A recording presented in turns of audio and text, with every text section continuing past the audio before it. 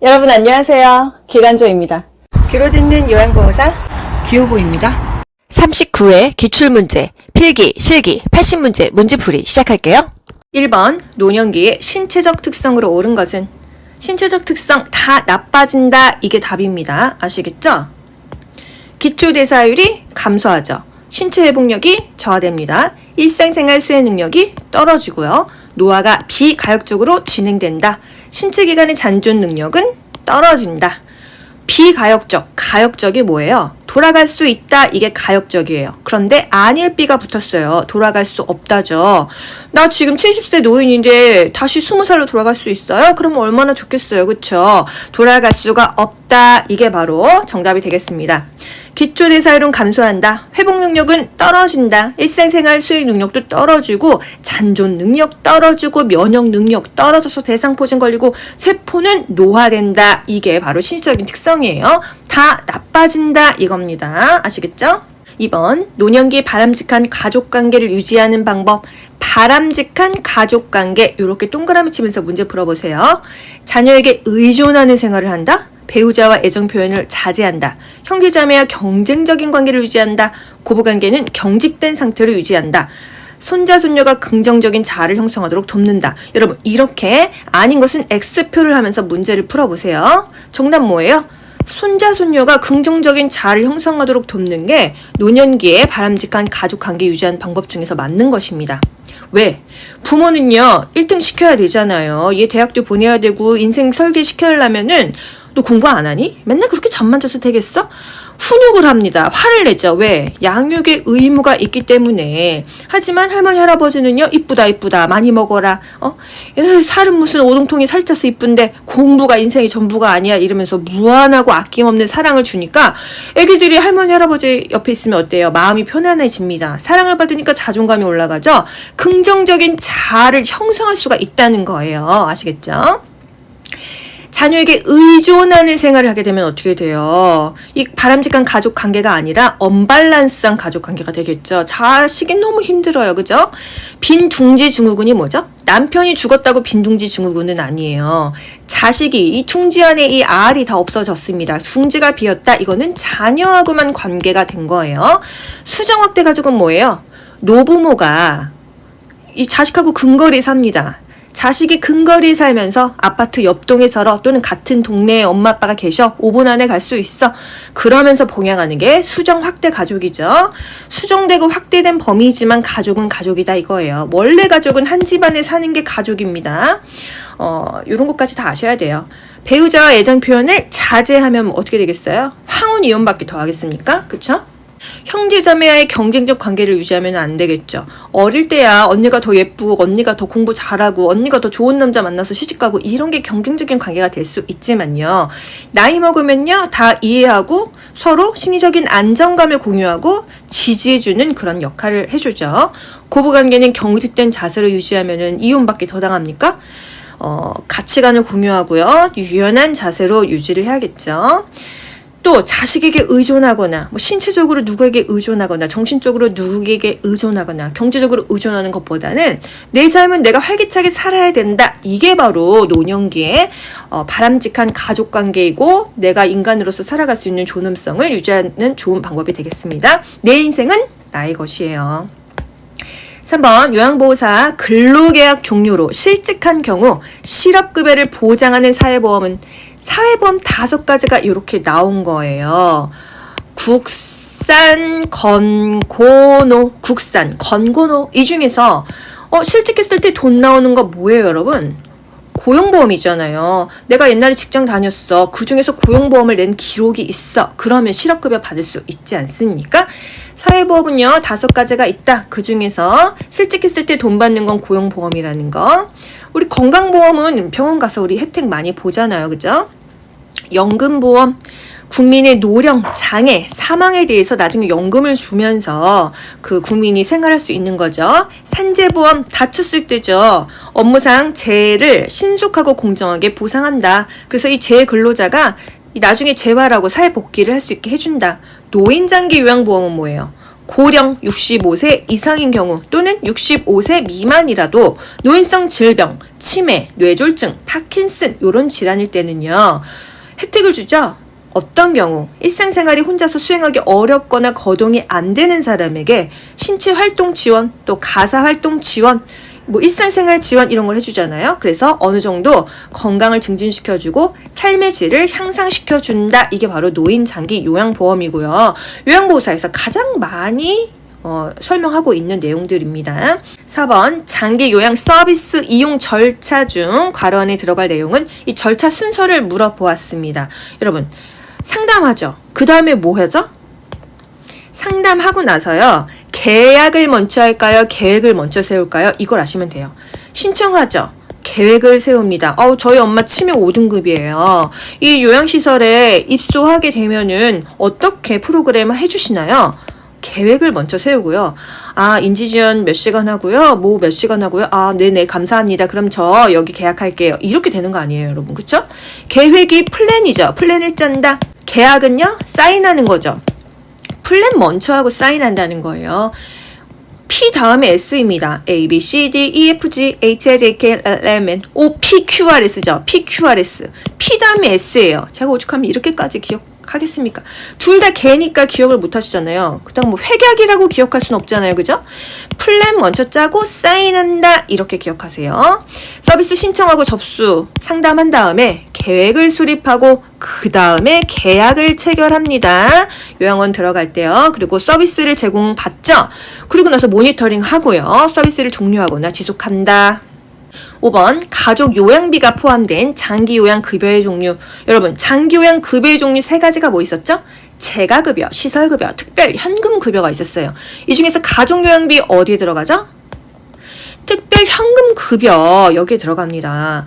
재가급여, 시설급여, 특별 현금 급여가 장기 요양 급여의 종류이다. 이 중에서 특별 현금 급여에는 가족 요양비, 특례 요양비, 요양병원 간병비가 있어요. 가족 요양비만 아시면 됩니다.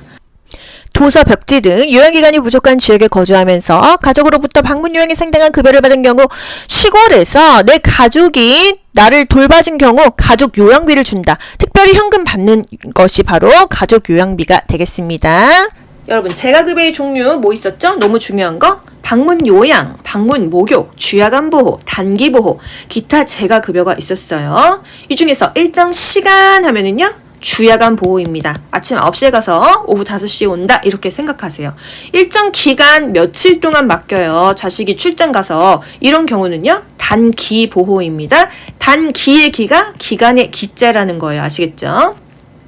시설급여 두 가지 너무 중요하죠. 맨날 국가고시 나오잖아요. 시설급여는요 4글자가 동일하게 들어가요. 노인 요양이란 말이 들어가요. 노인 요양 시설 이게 바로 요양원이죠. 또 노인 요양 공동생활가정 이게 뭐예요? 공동생활가정은요 어느 정도 건강하신 분들이 내가 가정에서 생활하는 것처럼 입소자를 9명만 받습니다. 그게 바로 노인 요양 공동생활 가정이고요. 몸이 더 안 좋으신 분들, 상태가 안 좋으신 분들은요. 요양시설, 요양원으로 가는 거예요. 입소자가 10명, 20명, 30명 이상이다 하면은 노인 요양시설이에요. 공생은 9명 이내이다. 요것도 국가고시 나왔었죠. 장기요양 급여의 종류는 재가급여, 시설급여, 특별 현금급여가 있다. 특별 현금급여에 가족 요양비가 포함이 됩니다. 6번 노인장기 요양보험 일반 급여 대상자가 재가급여 이용할 때 본인 부담금 얼마냐? 재가급여 하면 그냥 딱 15% 여러분 아시죠? 재가급여는요 본인 부담금 15%입니다. 시설급여는요 20%죠? 나라에서 20% 지원해주죠? 나머지 65%는요 보험료, 국민건강보험공단에서 지원을 해줍니다. 그래서 문제 어떻게 나와요? 장기요양보험의 재원은 어떻게 조달되냐? 이 돈이 어디서 나서 이렇게 대상자들을 도와주냐 이거죠. 보험료, 우리가 국민건강보험료 무조건 강제로 냈었죠? 거기서 60에서 65%를 커버해준다. 나라에서 20% 대준다. 본인이 15에서 20%는 낸다 이거예요. 그런데 본인이 하나도 안 내는 사람들이 있습니다. 그걸 누구라고 해요? 국민 기초수급권자라고 합니다. 우리나라 국민인데 기초수급권자 너무 돈이 없어서 기초적으로 뭔가를 받아야만 생활할 수 있는 사람들은 본인 부담금조차 없기 때문에 본인 부담금도 면제가 된다는 거. 하지만 비급여 항목, 포함이 안 되는 항목은요, 뭐 미용비, 이발비, 뭔가 다른 것을 요구했을 때는요, 본인 부담금을 다 내긴 내야 됩니다. 하지만 기초적인 것을 할 때는 본인 부담금이 없다라는 거. 그리고 어떤 사람들은 본인 부담금을 경감해줬어요? 저소득층, 돈 없는 사람, 의료급여 수급권자, 둘 다 돈 없는 사람입니다. 이런 분들은 법정 본인 부담금의 40에서 60%를 경감해 준다. 원래 시설 가야 되면 20% 내야 돼. 만약에 100만 원이야. 그럼 20만 원 내야 되죠? 이 중에서 40에서 60%, 그냥 딱 잘라서 50% 경감해주면 원래 다른 사람은 20만 원 내야 되는데 저소득층자, 의료급여 수급권자는 10만 원만 내면 된다 이 얘기예요. 아시겠죠? 그나마도 국민기초수급권자는 본인 부담금이 없다. 예를 들어서 의사소견서 발급해야 돼. 본인 부담금이요? 20% 내야 됩니다. 방문 간호지시서 발급받아야 돼. 20%를 내야 되는 거예요. 아시겠죠? 재가급여는 15%이다. 시설급여는 20%이다. 또 20%인가? 뭔가 소견서 발급받는 비용이 20%라는 거. 누가 공짜예요? 100% 공짜인 사람은 국민기초수급권자예요. 7번. 다음 중에서 요양보호사 업무에 해당하는 서비스는 흡인, 관장, 도뇨, 욕창치료, 외용약의 도포 뭘까요, 여러분? 우리 의료행위 절대로 하지 않았어요. 외용약, 도포. 바르는 약이죠. 뭐 연고 바르는 거 또는 빨간 약 발라주는 거 이 정도는 가능하다는 거예요. 흡인하지 않습니다. 이거 흡인, 석션 요거 의료행위입니다. 관장, 똥구멍에 관장하는 거 아니에요. 도뇨 이건 멸균 처리해야 됩니다. 욕창 치료 아니에요. 귀지 제거도 안 해요. 투약은 안 합니다. 외용약 도포하는 것만 가능한 거예요. 경구약, 입으로 먹는 약, 그 처방 받은 거 먹이는 정도, 또 발라주는 정도만 가능하다는 겁니다. 귀지 제거 하나요? 귀지 제거도 안 해요. 겉에만 닦는다 했지 귀 속을 판다 하면 무조건 틀려요. 8번 다음 내용에 해당되는 시설 대상자의 권리는 거동이 불편한 대상자가 시설장에게 뭐를 요구했어요? 화장실에 비상벨 좀 설치해 주세요. 요구했습니다. 어떤 권리일까요? 비상벨을 왜 설치할까요? 내 안전을 위해서 설치해달라고 요구한 것 같죠? 신체 구속을 받지 않을 권리, 충분한 정보 제공받을 권리, 사생활과 비밀 보장, 스스로 입수를 결정하고 계약할 권리, 안락하고 안전한 생활환경을 제공받을 권리, 뭘까요, 여러분? 우리가 비상벨이 뭔지 몰랐다 하더라도 내 안전을 위해서 우리가 요구한 거죠. 안전하고 안락하고 안전한 생활환경을 제공받을 권리이다. 이렇게 아시면 됩니다. 사실 우리가요. 여기에 따른 보기는요. 침대, 매트리스 이거밖에 몰랐어요. 교재도 안 봤으니까. 맨날 침대 쓰다가 매트리스 강요받았어. 그러면 내가 안락하고 안전한 생활환경을 제공받지 못했다. 요렇게 맨날 국가고시에 나왔었는데 요런 문제가 한번 나왔기 때문에 다른 보기까지 한번 짚어드릴게요. 왜? 국가고시 한번 나오면은요. 급파트는 알아야 됩니다. 또 나오기 때문이죠. 비상벨 하면은 이제 역시 안락하고 안전한으로 연결하시고요. 휠체어나 보조기구 이동 공간을 확보해주세요. 미끄럼 방지 문턱 제거해주세요. 안전바 설치해주세요. 이거 다 안락하고 안전한 생활환경을 제공받을 권리입니다. 아시겠죠? 또 시설에서는 안전하고 깨끗하고 가정과 같은 환경을 제공해주세요. 습도, 온도, 소음, 채광, 조명, 청소 상태도 다 점검해주세요. 이게 바로 안전하고 안락한 생활환경을 제공받을 권리입니다. 목욕, 의복, 침구 세탁 이런 위생 상태를 철저히 해주세요. 왜? 안전하고 안락하기 위해서. 소방기구 정기적으로 점검해주세요. 비상벨 꼭 설치해주세요. 이게 바로 안락하고 안전한 생활환경을 제공받을 권리가 되겠습니다. 9번 노인학대를 발생시킬 수 있는 요인에 해당하는 것은 노인학대를 발생시킬 수 있는 요인이요. 가족 부양 부담이 감소하면은 훨씬 좋은 거죠. 가족 관계의 갈등이 해소돼도 좋습니다. 이 문제나 학대가 발생되지 않아요. 노인의 의존성이 증가합니다. 아들이 부모님을 모시고 있는데 계속 너무 의존하게 되면 이 아들이 얼마나 스트레스 받겠어요? 이 부양 의무자 스트레스 받거나 과중한 부양의 부담을 촉발하면은요, 학대로 이어지는 경우가 많다는 거예요. 그래서 학대를 발생시킬 수 있는 요인은 노인이 너무 의존한다 또는 그 부양 의무자, 자식이 스트레스 받았다 이런 경우는 더 학대를 할 수 있다.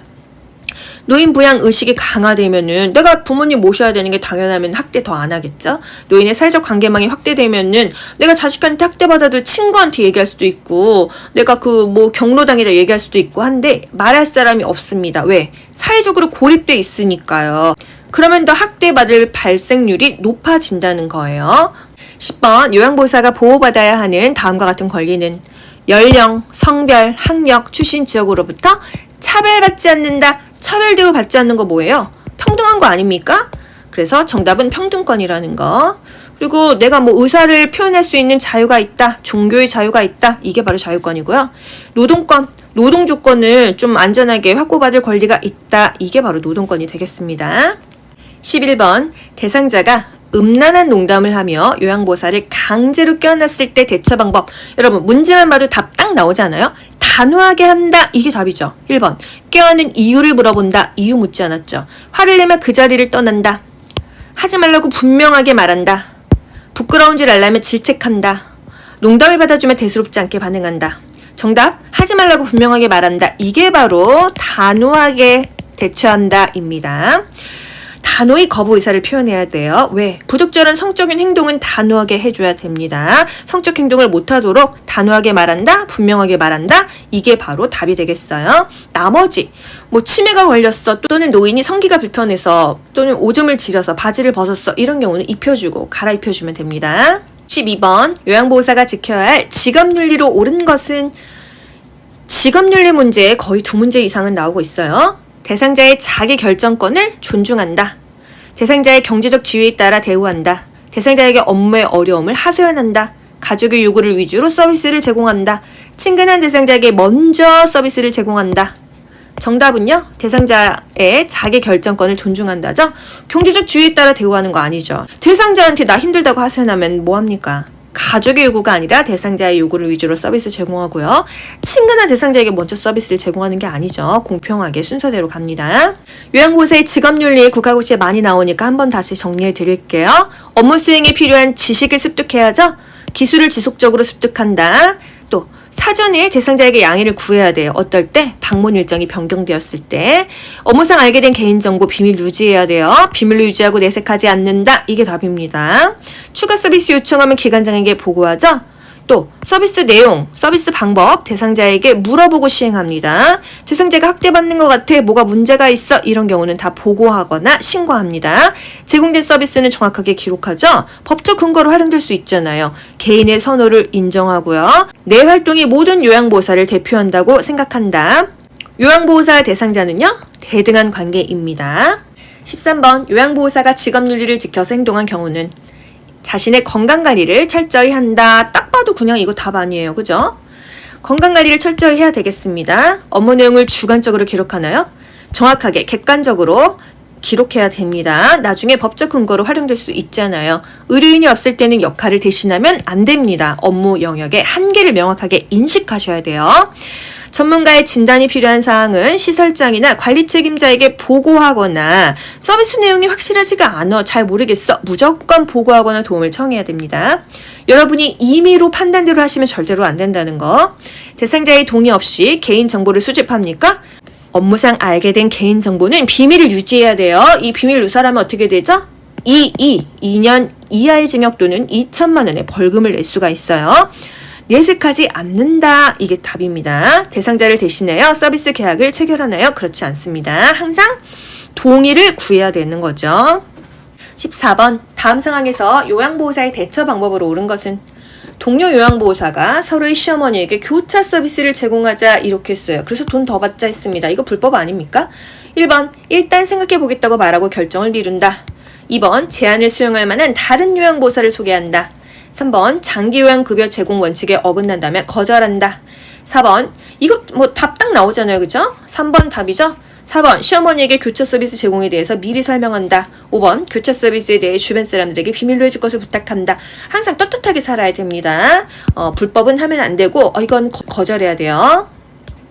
15번 다음 상황에서 요양보호사가 적절하게 반응한 것은 보호자가 이랬어요.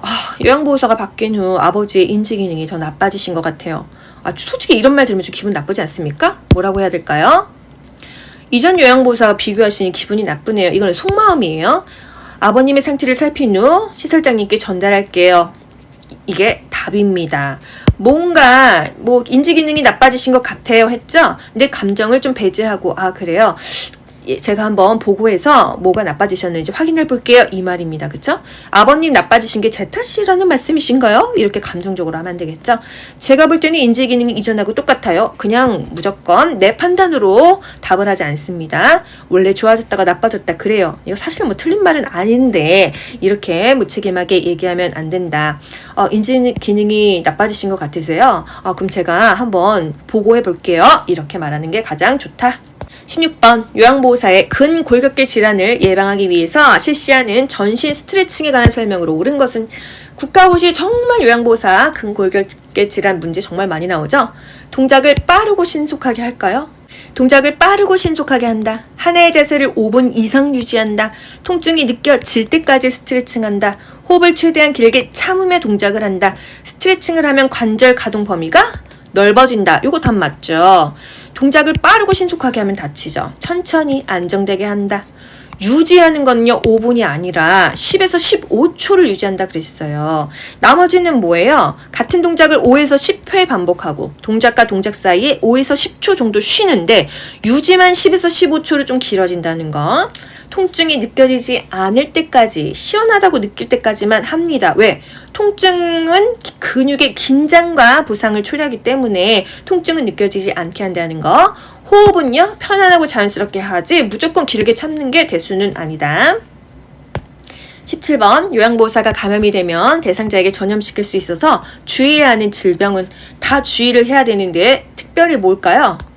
노로바이러스 장염입니다. 노로바이러스 장염이 걸리고 나면 이 손으로 요리하면 어떻게 돼요? 대상자에게 전염될 수 있어요. 그래서 2, 3일간 쉬었다가 일해야 된다 했어요.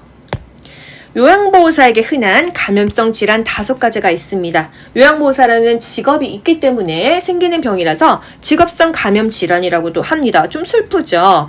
결핵, 독감, 노로바이러스, 옴, 머릿니가 있다. 이거 번갈아가면서 꼭 국가고시에 나오니까 여러분 알긴 아셔야 돼요. 결핵은요. 결핵 대상자와 접촉했어. 어떻게? 감염 여부를 위해서 검사를 한다. 언제? 2주 이후 또는 1개월 이후에 엑스레이 찍어본다 그랬어요. 왜? 바로 접촉했다고 바로 그게 막 나오는 게 아니잖아요. 왜? 잠복기가 있기 때문이죠. 그래서 일정 기간 후에 감염 여부를 확인한다. 이것도 맞고요. 검진을 통해서 감염 여부를 확인한다. 이 말도 맞고요. 2주에서 1개월 이후에 엑스레이 찍는다. 이 말도 맞습니다. 계속 이렇게 지문이 바뀌어가면서 국가고시에 나오고 있는 거예요. 아시겠죠? 병원 또는 보건소를 방문하여 감염 검사를 받는다. 이 말도 맞는 거예요. 그쵸? 또 결핵 대상자가 사용한 침구류는 일광소독한다. 햇빛에 왜 말려요? 결핵균이 햇볕에 약해서 몇 분만 쪼여도 죽는다 그랬어요. 독감은요. 인플루엔자입니다. 1년마다 예방주사 맞아야 되죠? 독감 걸린 요양보호사는 며칠을 쉬었다 이래야 될까요? 일주일은 쉬어야 한다. 그래야 대상자에게 독감이 안 옮는다 이 얘기입니다. 노로바이러스는요 일종의 장염이에요. 잘못된 거 먹었어요. 오염된 음식 먹었어요. 걸리죠? 이 손으로 요리하면은 이 요리 먹은 사람도 걸린다. 그래서 2, 3일간은 요양보호 업무를 중단해야 돼요. 왜? 증상이 회복된 후에도 2, 3일은 위험하다는 거예요. 머릿니 살충 성분이 포함된 샴푸 제제로 치료한다. 이 머릿니는요 벌레 충자입니다. 그래서 살충 이 벌레를 죽이는 살충 성분이 포함된 샴푸 제제로 감아야 된다 이거예요. 살충 성분 안 좋은 거네. 그러면 아니야가 아니라 요걸로 감아라 이 소리입니다. 그래야 죽으니까. 실제로는요 이게 교과서적인 내용은 아니고요. 머릿니가 있어 파마 시키잖아요. 이 파마약이 독해서 머릿니가 죽습니다. 옴 동시에 치료한다 이게 답이에요. 증상이 있건 없건 동시에 치료해야 되는 거예요. 아시겠죠?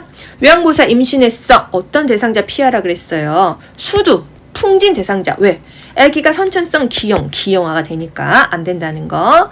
결핵 걸린 대상자 요양보호 업무 중단한다? 맞아요 틀려요? 중단하고 싶죠 마음은요. 하지만 보호장구를 착용하고 돕는다. 아시겠죠?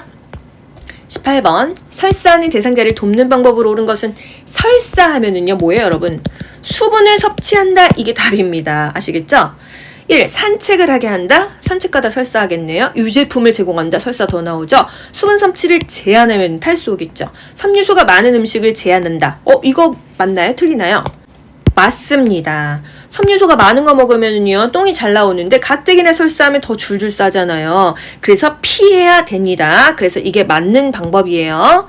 설사가 멈춘 후에도 지사제를 먹게 한다? 아닙니다. 지사제는 설사를 멈추는 약이잖아요. 남용하면 안 돼요. 설사하는 데는 이유가 있어요. 이 독소들이 빠져나가는 거거든요. 이 설사는 장내 유해물질을 배출해서 자신의 신체를 보호하려는 자기 방어 반응이라서 또 이게 싸는 게 차라리 좋다. 지사제 너무 억지로 먹으면 안 된다는 거. 설사로 탈수가 예상되면 수분을 충분히 마시게 한다. 설사할 때는 여러분 너무 장이 활발하게 움직이는 음식은 피한다 이거예요. 섬유소 많은 거 변비일 때도 똥이 잘 나오죠? 설사할 때 피한다. 술, 카페인, 매운 후추. 설사할 때 커피 먹지 말아라 합니다. 근데 제가 설사해도 커피를 먹으면 정말 하루 종일 설사를 한 경우가 있어요. 커피는 피해라. 고지방, 지방 먹으면 설사할 수 있습니다. 막 장어, 삼겹살 이런 거 먹으면은요 여러분 멀쩡하다가도 설사하지 않나요? 그래서 설사할 때는 이런 음식 피하고 섬유소마저도 제한해라. 19번 만성기관지염으로 기관지가 만성적인 염증으로 기도가 좁아져서 숨쉬기 힘든 대상자를 돕는 방법은 뭘까요? 심호흡, 그러니까 기침을 하게 한다. 딱 그냥 답이 나오지 않습니까? 심호흡하세요, 기침하세요. 이게 바로 답이에요. 뜨거운 물을 자주 마시게 한다? 좋을 것 같은데. 지나치게 뜨겁거나 차가운 음식, 자극적인 음식은요 기관지에 경련을 일으킬 수가 있어요. 그래서 피하는 게 좋다. 그냥 미지근한 물이 좋다 이거예요. 실내를 차고 건조하게 유지한다. 우리 촌식 환자도 차고 건조한 공기에 나가면 기침한다고 했잖아요. 갑작스러운 온도 변화, 차가운 기후, 습기가 많은 거 이런 자극은 다 피해야 된다. 방향제를 뿌려서 실내 공기를 정화합니까? 방향제가 아니라 공기청정기를 설치하는 게 좋겠죠. 감염을 막기 위해서 마스크를 쓰게 한다. 기도가 좁아서 숨쉬기 힘들 때 마스크를 쓰면 안 되겠죠. 금연한다 좋죠. 처방받은 거담제, 기관지 확장제, 기관지를 넓혀준다 이런 것들이 좋겠습니다. 기도가 좁아져서 숨을 못 쉬면 기관지를 넓혀주는 게 좋아요. 20번 고혈압 대상자의 혈압약 복용에 관한 설명으로 옳은 것은 혈압약 하면은 조절돼도 계속 먹어라 이게 답이죠. 1. 두통이 있을 때 혈압약을 복용한다. 두통이 있을 때는 타이레놀을 먹어야겠죠. 비타민 K와 함께 복용하여 흡수를 돕는다. 비타민 K는요 지혈할 때 쓰는 약입니다. 혈압이 조절되지 않으면 이전약으로 바꿔 복용한다. 이전약이 아니라 항상 최근약이라고 했어요. 혈압이 높아도 증상이 없으면 복용량을 줄인다. 항상 혈압약은 계속 먹어라 이거죠. 혈압이 조절된다고 투약을 중단하면 혈압이 다시 올라갈 수 있다. 요게 정답입니다. 혈압이 조절돼도 투약을 중단하면 혈압이 다시 올라갈 수 있기 때문에 증상이 없어도 약을 복용한다. 마음대로 용량 증감이나 중단하지 않는다. 혈압이 조절되어도 계속 혈압약 먹어라. 꾸준히 먹어라. 이게 항상 혈압에서 요구하는 답입니다. 식이는요 저염 저지방 먹어라. 스트레스 받지 말아라. 칼륨을 많이 먹으면 몸에 있는 소금기가 많이 빠지니까 칼륨 많이 먹어라. 찐고구마, 고구마, 바나나, 우유, 시금치 이런 거 많이 먹어라 했습니다. 21번 노화에 따른 근골격계 변화로 옳은 것은 인대의 탄력성이 감소하죠. 인대가 탄력이 없어가지고요 운동도 제대로 못합니다. 허리에 피하 지방이 감소되는 게 아니라 허리, 배에 피하 지방 엄청나게 늘어나죠. 아마 뱃살 드륵드륵 하잖아요. 그래서 팔다리는 삐쩍 말랐는데 배만 많다. 그래서 거미형의 이 몸 체형을 보인다 그랬어요. 뼈의 질량이 증가할까요? 질량이 감소되죠. 뼈가 쪼그라들죠. 골격이 작아지죠. 그래서 약한 충격에도 잘 부러집니다. 추간판의 두께 증가. 추간판이 뭐예요? 디스크예요. 디스크 오그라들잖아요. 키도 줄어듭니다. 근육의 긴장도가 감소됩니다. 탄력성이 감소돼요. 근육량이 저하되니까요. 운동도 잘 못하잖아요. 근골격계 변화. 신체적인 변화죠. 다 나빠진다 이거예요. 22번 전립선 비대증 증상에 관한 설명으로 옳은 것은 전립선 비대증 1번 단백뇨가 있다. 소변 줄기가 가늘죠. 배뇨 후 잔뇨감이 있습니다. 요게 맞아요. 전립선 배뇨 후 잔뇨감이 있고 소변 줄기가 가늘어지고요. 배뇨 횟수가 감소하는 게 아니라 증가합니다. 자주 계속 나와요. 밤에도 깨죠. 요일을 잘 느끼지 못한다가 아니라 계속 매렵습니다. 하지만 마려운데 참을 수가 없다는 거예요. 전립선 비대증은요. 전립선이 커지면서 요도를 압박해서 요도가 좁아져서 소변 줄기가 가늘어지는 거죠. 노화에 따른 호르몬 불균형 형상이다. 배뇨의 잔뇨감, 소변 줄기가 가늘어진다. 소변이 바로 안 나오고 힘을 줘야 나온다. 밤에 자꾸 깬다. 오줌 매린 걸 참을 수가 없다 했습니다. 심하면 수술받죠. 23번 노화에 따른 피부계 변화에 관한 설명으로 옳은 것은 표피는 얇아집니다. 탄력성이 감소하고 쉽게 손상이 되죠. 손발톱은 두꺼워지죠. 그래서 따뜻한 물에 불려서 깎았어요. 머리카락이 굵어지면 좋겠죠. 가늘어지죠. 모근이 약해집니다. 그 멜라토닌 세포가 없어지니까 흰머리가 돼요. 각질층의 수분 함량은 감소합니다. 그래서 피부가 건조해요. 가렵습니다. 모근의 멜라닌 생성이 감소돼서 탈색되고 흰머리가 생기고 새치가 생긴다. 24번 좌측 내에 혈액을 공급하는 혈관이 막힌 뇌졸중에서 나타날 수 있는 증상 오심을 동반한 위출혈, 선모운동 감소로 인한 기침, 근육 경직 및 안정 시의 떨림, 수분 정치로 인한 전신의 부종, 말을 못하거나 이해하지 못함, 뇌졸중은 요거 아닙니까? 그쵸? 말을 못하거나 이해하지 못하는 게 뇌졸중이에요. 언어장애, 연화곤란, 의식장애, 어지럼증, 균형감각 상실 이런 것들입니다. 오심을 동반한 위출혈은요? 위암일 수 있다. 위암은 초기엔 증상이 없어요. 위암은요? 향후 5년간 정기 검진을 해서 재발 여부를 확인해라. 선모운동 감소로 인한 기침, 노인은요 호흡기계 질환이 다 있습니다. 근육경직, 안정시, 떨림 하면은 파킨슨이죠. 그 신경 전달 물질인 도파민이 줄어가지고 파킨슨이 걸려요. 무표정하다, 동작이 느리고 둔하다, 안정시에 덜덜덜 떨린다, 근육이 경직된다, 파킨슨이에요. 수분 정체로 인한 전신 부종, 이거는요 부신 기능 저하증의 증상이라고 합니다. 전신 부종이 생길 수 있다. 그래서 우리 간심신갑부 수분을 제한하는 질환이었잖아요, 그죠? 간심신갑부 부신 기능 저하증이 포함된다는 거. 여러분 이 문제 맞춰보세요. 손해가 뭔가 문제가 있어가지고 균형을 못 잡는다. 이걸 뭐라고 하죠? 운동 실조증이라고 합니다. 손해에 뇌졸중이 발생했을 때 술 취한 사람처럼 비틀비틀 거리면서 한쪽으로 자꾸 쓰러지죠. 그래서 샤워를 하다가 넘어집니다. 그래서 운동 실조증이 있는 사람은 서서 샤워하면 안 되고 욕조에서 목욕시켜라. 이런 것까지 국가고시에서 요구하는 답이에요. 25번 노화에 따른 시각계 변화에 관한 설명으로 옳은 것은 1번 결막이 얇아진다. 결막 얇아지죠. 누렇게 변하죠. 불편합니다. 각막 회항도 잘 생겨요. 수정체가 투명해지는 게 아니라 누리끼리해져요. 그래서 백내장 수술하잖아요. 파남보, 파랑색, 남색, 보라색 구분이 안 됩니다. 이게 바로 황화 현상이에요. 눈물의 양이 감소해서 엄청 건조하고 뻑뻑하죠. 각막 반사가 증가하는 게 아니라 반사가 저하돼서 둔감해집니다. 동공의 지름이 커지면 좋은데 지름이 쪼그라들어서 더 밝아야지만 잘 보이는 거예요.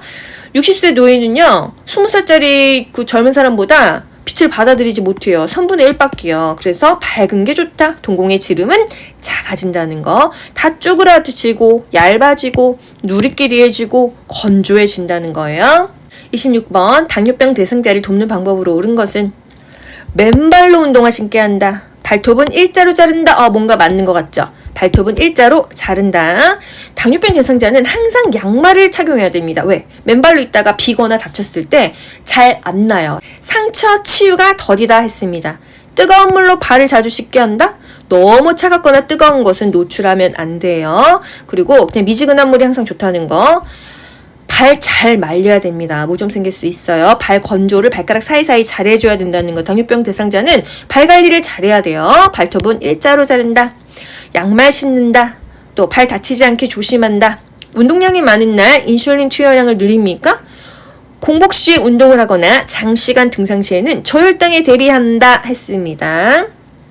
공복에 운동하면 당 떨어지겠죠? 혈당 강화제를 갖고 다니나요? 저혈당에 대비해야겠습니다. 사탕이나 오렌지 주스 가방에 넣고 다녀야 돼요. 저혈당도 무서워요. 27번 노인에게 나타나는 우울증 특성에 관한 설명으로 옳은 것은 제가 그냥 이렇게 다 표시를 해왔습니다. 우울증이 뭐죠? 자살염이 증가한다. 햇볕을 받아라. 규칙적으로 운동하는 게 좋다 했어요. 단기 기억력이 향상될까요? 단기 기억력, 장기 기억력 다 저하가 됩니다. 하지만 우리 치매에서는 어땠어요? 단기 기억력은 심하게 저하돼요. 어제 그제 일은 모르고 오늘 일은 모르는데 10년 전 기억은 난다. 그래서 단기 기억이 저하된다 하면은 치매고요. 우울증은 비슷비슷하게 정신이 그냥 다 기억력이 없다는 거. 물어보는 말에 적절하게 대답한다. 이거는 치매고요. 물어보는 말에도 대답을 안 합니다. 이게 바로 우울증이에요. 또 소화불량 등 신체 증상을 호소한다. 이건 맞죠. 식욕도 변화되고 체중도 변화돼요. 두통이 있고 소화불량이 있다. 몸이 막 아프다 이럽니다. 무기력과 흥분이 교대로 나타나는 게 아니라 그냥 불안하고 초조하고 무기력합니다. 흥분도 없다. 주변 사람들이 우울증임을 쉽게 알아챕니까? 우울증인 거는 잘 몰라요. 발견하기도 어렵고요. 혼자 살면 더 방치되겠죠? 우울증은 표면적으로 그 증상이 그렇게 막 나오지는 않습니다. 저도 뭐 우울할 때 뭐 나 우울증인가? 스스로도 몰라요. 그쵸? 신체 증상이 나타난다. 두통이나 소화불량 이런 경우 많죠. 컨디션이 안 좋다. 우울한가 봐. 이렇게 연결해 보세요. 28번 수분 섭취를 제한해야 되는 질병. 간, 심, 신, 갑부. 신부전. 딱 나오죠, 여러분. 그쵸? 수분을 제한해야 되는 질병이 있어요. 간, 간경화, 신부전. 심장이 부전하다. 신부전. 이번에는 신장이에요. 혈액 투석한다. 신부전이죠. 갑부, 갑상선 기능 저하증, 부신 기능 저하증은요, 몸이 다 부을 수가 있기 때문에 수분을 제한해야 됩니다. 물 많이 마셔야 되는 질병은 뭐가 있어요? 염증성 질환, 폐렴, 염증이죠? 방광염, 전립선염, 요로감염, 다 염증에는 물을 많이 마셔서 노폐물을 밖으로 빼내라 했습니다. 당뇨병, 고혈압도 물 많이 마셔도 좋아요.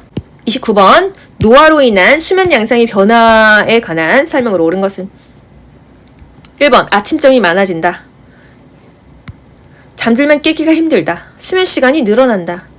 낮 시간 동안 자주 존다. 잠드는데 걸리는 시간이 짧아진다. 정답 뭐죠? 낮 시간 동안 졸아요. 아침잠 없죠. 또 잠들면 깨기가 힘든 게 아니라 자주 깨요. 수면 시간이 늘어나는 게 아니라 수면 중에 자꾸 깨고요. 잠드는데 걸리는 시간이 짧아지는 게 아니라 오래 걸립니다. 잠이 안 온다는 거. 잠이 안 오고 밤에 잘 못 자니까 낮에 졸리고 낮에 또 낮잠 자면 밤에 또 잠이 안 오고 수면 중에 자꾸 깨고 수면의 질이 떨어진다. 30번 대상자의 성생활에 영향을 주는 요인에 관한 설명으로 옳은 것은 1번 전립선 절제술은 발기부전을 유발한다. 전립선 절제술했다고 발기하는데 문제를 유발하지 않는다. 우리 교재에는 이렇게 나옵니다. 실제로는 모르겠어요. 교재상으로는 뭐 발기에는 문제가 없다 했습니다. 오히려 당뇨병은 발기부전이 온다는 거. 항고혈압제 복용은 성적 욕구를 높이겠습니까? 고혈압제 먹는다고? 강심제, 이뇨제, 항고혈압제, 신경안정제, 항진정제 등은 성문제를 유발할 수가 있다 했어요. 성적 욕구를 높이는 게 아니라 오히려 더 문제가 있다. 유방절제술은 성기능의 변화를 초래한다. 유방 잘랐다고 성기능이 변화하지는 않는다. 하지만 심리적으로는 있다. 자궁적 출술, 유방절제술 하면은 스스로 나 여자 같지 않은 거 아니야? 이제 나 유방도 없는데 여자 아닌 거 아니야? 이런 두려움은 느끼지만 실제적으로는 성기능은 변화하지 않는다는 거. 4번 과도한 알코올 섭취는 발기 지연을 유발한다. 맞죠? 여자는 오르가즘이 지연되고요. 남자는 발기가 지연됩니다. 지나치게 술 먹으면은 발기가 지연된다. 뇌졸중 재발을 예방하기 위해서 성생활을 금한다? 왠지 금해야 될 것 같지 않나요, 사실? 하지만 성생활은 뇌졸중 재발하고는 관련이 없대요. 그래서 뇌졸중 노인의 성생활을 막을 필요가 없다고 합니다. 뭐 사실 뇌졸중이 노인만 오는 게 아니잖아요. 50세, 60세에도 오는데 그때 성생활 할 수 있다. 이렇게 우리가 알려줄 수 있다는 거죠. 31번 여름철 폭염에 노출되어 현기증을 호소하는 대상자를 돕는 방법은요? 온수로 목욕하게 한다? 더워 죽겠죠. 지방 많은 음식, 시원한 물을 천천히 마시게 한다. 요거 적당하지 않나요? 시원한 물을 천천히 마시게 한다. 따뜻한 물수건 머리 대면 열나겠죠. 실외에서 가벼운 운동 더워 죽겠는데요. 폭염에 노출돼서 현기증 나고 메스껍고 두통 있고 근육 경련이 있다 하면은요. 시원한 장소에서 시원한 물 마시거나 시원한 음료를 천천히 마셔주는 게 좋아요. 너무 또 급작스럽게 마시면 위경련 올 수 있으니까요. 햇볕 가려야겠죠. 뭐 선글라스, 헐렁한 옷차림, 챙이 넓은 모자, 물 갖고 다니면서 먹으면 좋겠습니다. 물은 폭염이라면 평소보다 더 자주 마셔야겠어요. 32번 요양보살 관찰한 내용을 올바르게 기록한 것은 등의 욕창이 심함? 며칠 전부터 미열이 있었음. 최근에 신체 기능이 더 나빠졌음. 오후 1시부터 3시까지 낮잠을 잠. 요게 답이죠. 정확하게 객관적으로 써야 됩니다. 심하다는 것은 사람마다 다 다르죠. 며칠 전이 2, 3일 전이에요. 일주일 전이에요. 최근이 언젠가요? 오후 5시 이후에 물을 많이 섭취함. 밤 10시에 많이 먹었다는 거예요. 6시에 먹었다는 거예요. 모르죠. 이렇게 정확하게 기록하셔야 됩니다. 33번 방문 요양 서비스를 제공할 때 관리 책임자에게 신속하게 보고해야 되는 거 뭔가 문제가 있거나 뭔가 문제를 발견했을 때죠. 근처 사는 딸이 방문했다. 빨랫감이 쌓여있다. 쓰레기 분리배출 안 했다. 새로 도착한 우편물 발견했다. 이거 다 요양보고서가면 됩니다. 베란다에서 배변 중에 대상자를 처음 발견했다. 이거 뭔가 문제행동 아니에요. 문제행동이 있을 때는 보고해야 된다. 이게 지금 배변 중이라는 게 치매가 걸리신 건지 뭐가 정신적으로 문제가 있으신 건지 어디가 아프신 건지요. 업무 보고는요. 서비스를 추가 변경했을 때 새로운 정보를 파악하거나 새로운 업무 방법을 찾았을 때 대상자가 상태에 무슨 변화가 있거나 평상시에 다른 행동을 할 때 보고합니다. 업무를 잘못 수행했을 때는요. 즉각 보고해야지 숨기면 안 돼요. 34번 임종 대상자를 도울 때 마지막까지 남아있는 감각을 고려해서 돕는 방법은요. 손을 잡아준다. 조명을 밝게 켜둔다. 가족사진을 보여준다. 좋아하는 음악을 들려준다. 즐겨 쓰던 아로마향을 맡게 한다. 다 맞는 말인데 마지막까지 남아있는 기능이 뭐가 있어요? 청각이 있었죠. 그쵸? 좋아하는 음악을 들려주는 것도 좋다는 거. 마지막까지 남아있는 기능은 청각이에요. 그래서 부모님 돌아가시고 나서도 청각이 살아있습니다. 엄마 사랑해요, 아빠 사랑해요 말해야겠죠. 청각은 마지막까지 남아있으므로 평상시 같이 보고 듣는 것처럼 제공해야 됩니다. 35번 임종이 임박한 시설 대상자의 편안한 임종을 돕는 방법은요. 삽입되어 있는 튜브를 제거한다. 침상머리를 낮춘다. 대상자를 조용히 혼자 있게 한다. 가족에게 연락하여 병원 응급실로 옮긴다. 여러분 정답은요. 대상자가 보냈던 종교 임종 의식을 연결해준다 입니다. 튜브 제거하는 거 의료행위죠. 의료인에게 제거해주세요. 이렇게 의뢰하면 되겠습니다. 침상머리를 높였죠. 왜? 얼굴색 까매지는 거 방지하기 위해서 또는 입이 벌어지는 것을 예방하기 위해서. 대상자 혼자 놓으면 너무 외롭게 가버리잖아요. 함께 있어준다. 가족에게 연락해서 병원 응급실로 옮긴다? 임종이 가까운 그 대상자의 죽음은요. 응급상황이 아닙니다. 임종 과정을 자연스럽게 견딜 수 있도록 가족들과 함께 지켜보고 도와줘야 돼요. 응급상황이 아니다 이거예요. 교과서에 나와 있습니다. 응급상황이 아니라는 거. 대상자가 원했던 임종의식을 연결해주고 또 좋아하는 음악, 찬송가 또는 불교, 목탁소리 이런 것들을 연결해주면 되겠습니다. 손잡아준다, 곁을 지켜준다, 항상 관심을 가진다, 함께 있어준다, 만나고 싶어하는 사람을 만나게 해준다, 의사결정에 참여하게 해서 자존감을 존중해준다, 원했던 장소, 희망하는 종교 의식을 알아본다. 이런 것들이 답이 됩니다. 임종이 임박한 대상자는요. 기저귀 찼었죠? 임종했어요. 돌아가셨습니다. 머리를 올려줍니다. 그래야 얼굴색이 너무 까매지지 않으니까요. 조명은 차분해지죠. 시트는 어깨까지 덮습니다. 임종 시 가족이 직접 돕게 해주고요. 우리가 모든 요양보호는 대상자 위주로 하는데요. 마지막 그 임종 시에는 가족에 대해서도 좀 도와주잖아요. 슬픔을 표현하도록 돕죠. 함께 있어주고요. 간단한 신체 접촉, 손잡아주거나 어깨 정도 이렇게 토닥토닥 가능하다는 거예요. 36번 연하곤란이 있는 대상자에게 음식을 제공할 때 사례를 예방하는 방법으로 옳은 것은 대화하면서 음식을 제공한다. 국물이 많은 음식을 제공한다. 식사 전에 입안을 물로 축이게 한다. 다양한 향신료를 넣은 음식을 제공한다. 상체를 높이고 턱을 든 자세를 취하게 한다. 정답은요? 식사 전에 입안을 물로 축이게 한다. 이게 사례 예방하는 방법으로 가장 올바른 방법이 되겠습니다. 대화를 하면서 음식을 제공한다? 먹고 있을 때 말 시키면 어떻게 돼요? 살에 걸리죠? 대상자에게 질문을 하지 않는다. 국물이 많은 음식을 제공하나요? 음식을 삼키기 쉽게 국이나 물, 차 등으로 먼저 목을 축이고 음식을 먹게 합니다. 국물이 많은 음식을 제공하는 게 아니라 목을 축여라. 다양한 향신료를 넣은 음식을 제공한다. 수분이 적은 음식은 삼키기가 어렵죠. 신맛이 강한 음식은 침이 너무 많이 나와서 살에 들릴 수 있죠. 향신료 어디서 본 것 같지 않나요, 여러분? 음식을 싱겁게 먹기 위한 조리 방법이 국가고시에 나왔었어요. 식초, 겨자, 후추, 파마늘, 양파, 참깨 등을 사용한다. 이런 걸 사용해? 이런 향신료를 사용해? 왜? 싱겁게 먹기 위해서 소금보다 식초나 겨자, 파마늘, 양파, 참깨, 후추 요런 거를 사용해라. 요게 국가고시에 나와서 좀 생소하다 싶었어요. 200페이지에 나와 있습니다. 다양한 향신료를 넣는다. 요거는 한마디로 음식을 싱겁게 먹기 위한 방법이고 사례를 예방하기 위해서는 적합하지 않다는 거예요. 상체를 높이고 턱을 든 자세를 취하게 하는 게 아니라 상체를 약간 앞으로 숙이면서 턱을 당기는 자세로 식사를 해야 사례 예방에 좋다는 거예요, 여러분. 37번 의자에 앉아 식탁에서 식사하는 대상자를 돕는 방법으로 옳은 것은 팔받침이 없는 의자에 앉게 한다. 팔받침 있었죠? 등받이 있었죠? 대상자를 의자 앞쪽 끝부분에 걸터 앉게 한다. 식탁의 상판이 대상자의 배꼽 높이에 오게 한다. 맞는 것 같죠? 대상자의 발가락 끝이 바닥에 닿게 의자 높이를 조절한다. 의자를 식탁과 30에서 45도 각도가 되도록 비스듬히 앉게 한다. 정답 뭐죠? 식탁의 상판이 대상자의 배꼽 높이에 오게 한다. 확실한 게 답이 되는 거예요. 팔받침이 없는 의자에 앉게 합니까? 팔받침도 있고 등받이도 있는 안정적인 의자가 좋다 그랬어요. 대상자를 의자 앞쪽 끝부분에 걸터 앉힌다고 했습니까? 깊숙이 앉게 한다. 팔꿈치까지 식탁에 올려서 안정된 자세를 만들어주고 의자를 충분히 당겨준다 했습니다. 식탁의 상판이 대상자의 배꼽 높이 오게 한다. 조금 낮은 감이 있지만 이게 맞다. 대상자의 발가락 끝이 바닥에 닿게 의자 높이를 조절한다. 의자 높이를 조절하는 게 아니라 애초에 발바닥이 바닥에 닿을 수 있는 의자를 놓는 것이 좋다는 거예요.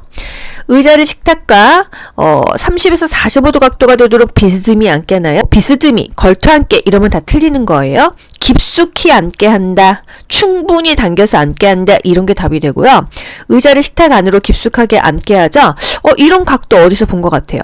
편마비 환자인 경우에 건강한 쪽으로 뭐 이동 변기 대주거나 휠체어 대줬잖아요. 그랬을 때의 각도가 요 각도예요. 38번 대상자의 약물 복용을 돕는 방법으로 옳은 것은 알약은 약병 안에 손가락을 넣어 꺼낸다. 2. 캡슐약은 캡슐을 제거한 후에 복용하게 한다. 가루약은 약을 입에 얹혀놓고 물을 마시게 한다. 약병 가장자리에 묻은 물약은 손가락으로 닦아낸다. 물약은 계량컵을 눈높이로 들고 처방된 양만큼 따른다. 정답요? 물약은 계량컵을 눈높이로 들고 처방된 양만큼 따른다. 요게 맞고요. 알약은 약병 안에 손가락을 넣어서 꺼내요? 그러면 내 손에 있는 세균이 다 그 약 안으로 들어가잖아요. 알약은요. 약뚜껑으로 옮깁니다. 그리고 손으로 옮기는 거예요. 손으로 만진 약은 약병에 다시 넣지 않는다. 물약도 한번 따른 약은 다시 물약통에 넣지 않는다고 했어요. 캡슐약은 캡슐을 제거한 후 복용하는 게 아니라 약은 상태 그대로 투약해야 됐죠. 이물을 쪼개거나 가루를 내서 먹이지 않습니다. 약발이 예를 들어서 하루 종일 동일하게 유지돼야 되는 약이 있어요. 그런데 자르거나 캡슐을 제거하면 갑자기 약발이 확 바뀌었죠. 그러면 위험하다. 가루약은 약을 입에 얹혀놓고 물을 마시면 살에 걸릴 수 있죠. 숟가락을 이용해가지고 약간의 물에 녹여서 먹이거나 왜 바늘을 제거한 주사기 있잖아요. 바늘 제거하면 플라스틱만 남으니까 1mm, 2mm, 3mm, 4mm 이런 식으로 바늘을 제거한 주사기를 이용해서 정확하게 먹일 수가 있다. 약병의 가장자리에 묻은 물약은 손가락으로 닦아낼까요? 설마? 깨끗하게 뭔가 솜이나 거즈로 닦아내는 게 좋겠죠? 병뚜껑을 닫기 전에 입구를 깨끗이 닦는다. 라벨이 젖지 않도록 이 라벨 있는 쪽을 손으로 잡고 이 반대쪽으로 따릅니다. 왜? 약이 이렇게 흘러갖고 라벨에 가려지면 무슨 약인지 모르니까요. 또 바로 직전 국가고시에 뭐 왔어요? 뚜껑을 어떻게 바닥에 놓냐 이게 나왔어요. 어떤 게 답이에요? 이 안쪽에 오염되지 않게 이 바깥쪽이 바닥에 닿아야 되는 요 가가 답입니다. 요런 식으로 항상 그 키워드는 똑같고요. 옆에 문제가 나오는 거예요. 병뚜껑의 안쪽이 위를 향하도록 놓는다. 세균을 방지하기 위해서 요게 바로 전국시에 나왔다는 거죠. 물량은 계량컵을 눈높이로 들고 처방된 양만큼 따른다. 보기 중에서 헷갈리는 게 있다고 한다면 좀 더 확실한 것을 정답으로 체크하시면 되겠어요. 다음 그림에서 대상자에게 안연고 투여하는 위치와 방향이 옳은 것은 안연고 안에서 밖으로 투여했어요. 그쵸? 안에서 밖으로 가는 거 그림 라 요게 정답이 되겠습니다. 바로 직전국시에 뭐 나왔어요? 안약 어디다 넣냐 나왔습니다. 안연고와 안약은 그냥 번갈아 가면서 나오는 키워드다 이거예요. 그래서 요양보호사 국가고시가 어떤 면에서 쉽냐면 안약 요번에 나왔어? 그러면 그 다음에 안녕고야. 그냥 비슷비슷하다는 거죠. 안약은 어디다 넣죠? 여러분, 라에다 넣어요? 마에다 넣어요? 요것도 정중앙에 답이 없네? 이래서 또 헷갈려서 틀리신 분 있잖아요. 정중앙이나 약간 외측으로 1, 2cm 높이서 투여한다. 중앙이나 외측이면은 마 아닙니까? 요게 답이 되는 거예요. 안쪽이 아니더라는 거예요. 그리고 어떤 거는 눌러주고 어떤 건 움직여줘요. 안약은 눌러, 요 비루관을 눌러줬죠. 안녕고는 누나를 움직여줬어요. 그래서 안약 눌러, 안녕고 움직여. 이것도 섞어놓으면 감쪽 같거든요. 글자 수가 안약 2개, 눌러 2개, 움직여 3개, 안녕고 3개 이렇게 암기시켜 드렸어요. 안녕고, 처음 나온 연고는 거즈로 닦아서 버립니다. 아래 결망낭, 여기가 아래 결망낭이에요. 하한 거. 이 안쪽에서 바깥쪽으로 2cm 정도, 2cm면 꽤 길지 않습니까? 요 정도를 쭉 짜줍니다. 눈을 감고 안구를 움직여줍니다. 안약이 약간 끈적끈적하니까 움직여야지 잘 퍼지니까요. 생리식염수의 적신, 멸균솜으로 닦아낸다. 튜브에서 처음 나온 안녕고는 거즈로 닦아버린다. 이런 것들이 다 국가고시에 나오는 기출 지문입니다. 40번 대상자에게 귀약을 투여하는 방법으로 옳은 것은 뭐 안녕고 또는 안약, 귀약 맨날 그냥 나오는 거예요. 귓구멍 중앙에 약을 점적한다. 냉장 보관한 약을 꺼내어 바로 사용한다. 투여 후 면봉으로 약이 묻은 귀지를 제거한다. 귓바퀴를 후 하방으로 잡아당겨 약을 투여한다. 투여 직후 점적한 쪽 귀를 위로 하여 5분간 누워있게 한다. 정답은요? 5번이에요. 약을 넣을 때는 어떻게 넣었죠? 치주의 귀를 위쪽으로 후 상방으로 잡아 당긴다고 했습니다. 귓바퀴를 후 하방이라고 했으니까 틀렸죠. 귀지를 제거하는 거 의료용이어서 안 된다고 했죠. 냉장고에 보관하면 차가워서 쇼크 온다고 했죠. 오심이 올 수 있다고 했어요. 그래서 실온에 보관한다 했습니다. 약병을 따뜻하게 하거나 온수에 담근다. 귀약 투여 후 입구를 부드럽게 눌러주고 약 5분간 눕게 한다. 작은 솜을 15분에서 20분 동안 귀에 느슨하게 끼워 놓는다. 한쪽 귀에 약을 놓고 5분간 같은 자세로 있게 한다 였습니다. 그리고 이 중에서 후상방이 어디냐, 어디로 잡아당기냐, 이게 또 직전 국시 나왔잖아요. 이렇게 잡아당기는 게 후상방입니다. 나가 답이에요. 귓구멍 중앙에 약을 점적하는 게 아니었구나. 중앙이 아니라 측면을 따라서 정확한 방울수에 약물을 넣어주는 거예요. 귓바퀴는 후상방으로 잡아당겼죠? 그리고 약물이 잘 들어갈 수 있도록 벌려주고 측면으로 방울수의 약을 정확하게 점적하면 되겠습니다. 41번 화장실 이용을 돕기 위해 누워있는 대상자를 일으킨 후 잠시 앉아있게 하는 이유가 뭘까요? 어지러움을 막기 위해서입니다, 여러분. 뭐 이동했어. 그러면은 어지러워 갑자기 어떻게 했어요? 원래 자세로 눕히고 보고한다. 이게 답이었잖아요. 그쵸? 대상자를 갑자기 뭐 침대에서 누워있다가 일으켰어. 또는 앉아있다 일어났어. 어지럽다고 하면은 잠깐 다시 그 자세로 가게 하는 겁니다. 혈압이 저하돼서 어지러울 수 있기 때문이에요. 직전 자세로 한다. 원래 자세로 한다. 이게 정답이 되겠습니다. 42번 대상자의 침상 배설을 돕는 방법으로 옳은 것은 배변을 돕기 위해 복부 마사지를 한다. 이거 뭐 답 딱 나오지 않습니까? 시간을 아끼기 위해서 그냥 빨리빨리 진행할게요, 여러분. 복부 마사지 좋아요. 변기를 따뜻한 물로 데워 놓는다. 왜? 항문 관략근이 이완돼야 뭔가 나오고 싶으니까. 활동을 제한하여 배뇨 횟수를 조절한다. 이렇게 제한하지 않습니다. 배설 후에 물수건으로 닦은 즉시 옷을 입힌다? 건조시켜야겠죠. 습하면은 욕창 생기니까요. 혈류를 본 경우 대상자에게 확인시키는 버린다? 대상자 심란하기만 하겠죠. 배설물에 특이사항이 있는 경우는 보고합니다. 뭔가 문제가 있으면 항상 보고한다고 했어요. 혈류, 오줌에서 피가 나왔어. 소변에 거품이 너무 많아. 또 대변에 점액질이 섞여 나왔어. 이런 경우다 보고합니다. 침상 발치를 올려 배변하기 쉬운 자세가 돼요. 상체를 올려야겠죠. 침상 머리를 올려야겠습니다. 침상 머리를 올려 뭐 좌위, 반자위 이렇게 취하게 하고요.